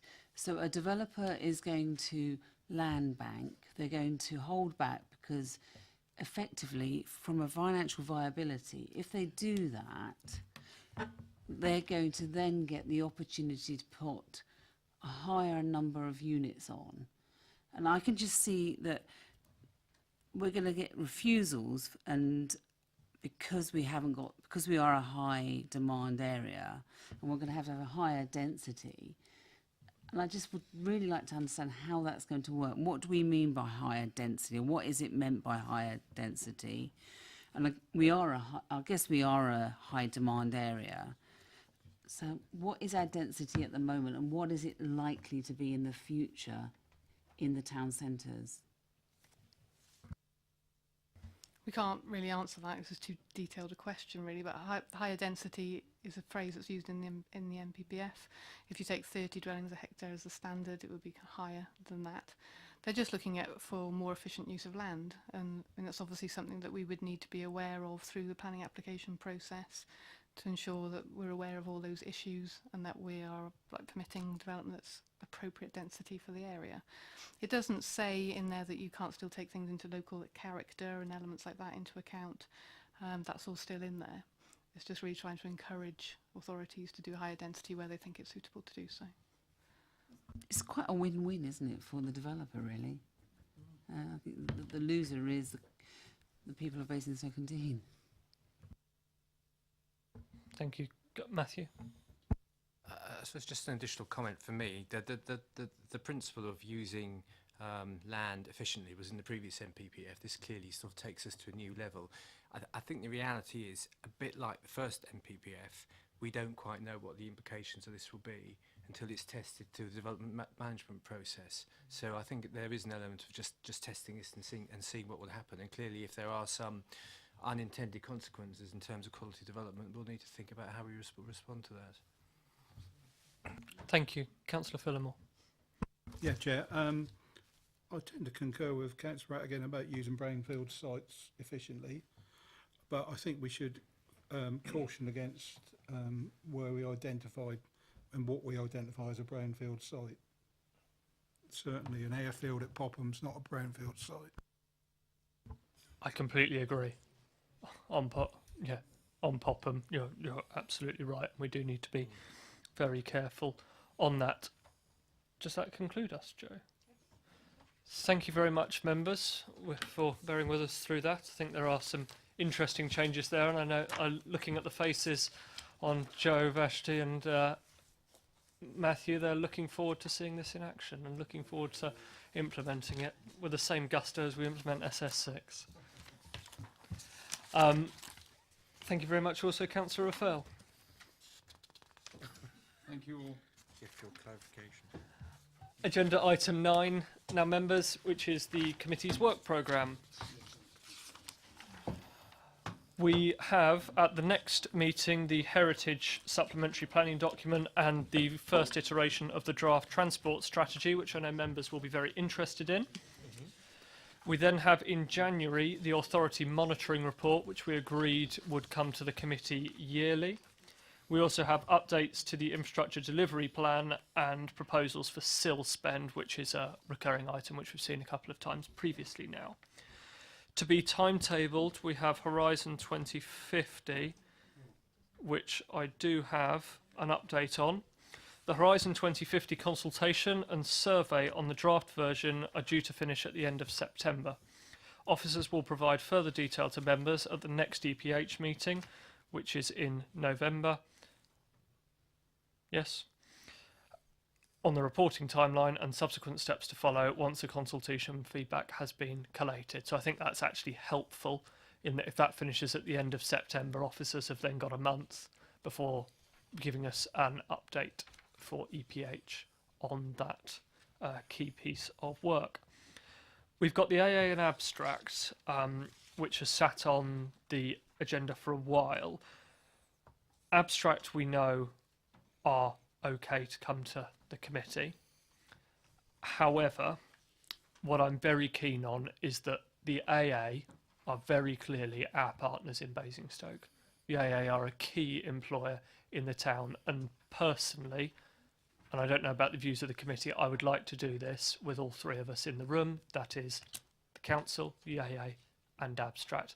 What I would not favour, certainly, is holding a session with just us and Abstract, because I think the AA are the ones who are actually the ones who are invested in our town. So what I propose is that we try and engage with the AA again and seek their attendance at the meeting. And I'm very keen to push that forward because I do think it would be a helpful piece of work. But should they not wish to do that, then that is of course up to them. I don't know what members' views are on that. It's a difficult one. Councillor Harvey. Thank you, Chair. I think that's perfectly fair to do that because the AA are a key partner and we do want to hear from them. If we get to the stage where, for whatever reason, they feel they can't, then let's review it at that stage. In the first instance, let's get them round the table with Abstract and have that very important conversation. Thank you. We will certainly do that. On the next page, we have infrastructure funding, and we agreed that we would undertake a review, or we would undertake a piece of work to look at various funding streams that are available in the community, so Section 106, SIL and LIF. And I know that members on the Conservative side were putting together a work programme suggestion form to make that happen, to give officers a bit more direction. We then have 4 further items on there which were spoken about at the last committee. It would be great, and I am looking on the left-hand side of the room because that was where they were raised. It would be great if we could have some further meat on the bones of that in the form of a work programme suggestion form. I know that the officers in democratic services are open to assisting with that process, should that be helpful, and then we can look to get those booked in. Councillor Harvey. I hope to have those conversations with the officers and thank them for their cooperation in that, and let's see where it goes. Thank you. We do have 2 current review groups, which the one on management companies in the built environment has gone back and are investigating the further streams of work since our meeting with them last time. And the policy group SS9, which we held a meeting, and I think we're probably due to meet again. Yeah, very soon. So we will get that sorted. Get a date in the diary. Councillor James. In relation to that SS9, when is it? Because obviously we've got a presentation from the leisure company coming forward very soon, and it would be very useful if we could meet sooner than later. And the other one that you haven't mentioned here is supporting people. We have a subgroup of this committee, and I really feel, because there's quite a significant issues in relation to supporting people, that should be coming back. We did discuss it at the MAP, and I really feel that should be reporting back to this committee. It used to on a regular basis, and I think we need to carry that on as a piece of work, because there are significant things that we need to be aware of in relation to the funding cuts from county. Thank you. I think on the leisure park, I think we just need to get a meeting in the diary as soon as possible. I don't know whether Matthew's got a couple of words to say on Yes, thank you, Chairman. I think the commitment we gave is that we would do the analysis, which I think we agreed a few weeks ago, and we get that analysis back to the task and finish group at the end of this month. So it feels to me like a meeting late September, early October is the right time for that.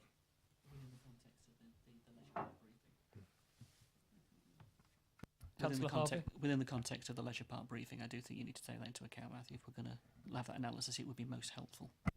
I think that's taken on board. With supporting people, the supporting people panel, if you like, is set up as a map rather than a task and finish group of this committee, so that actually sits with the portfolio holder. So I'm quite happy to take that back to Councillor Mrs Reid as the portfolio holder.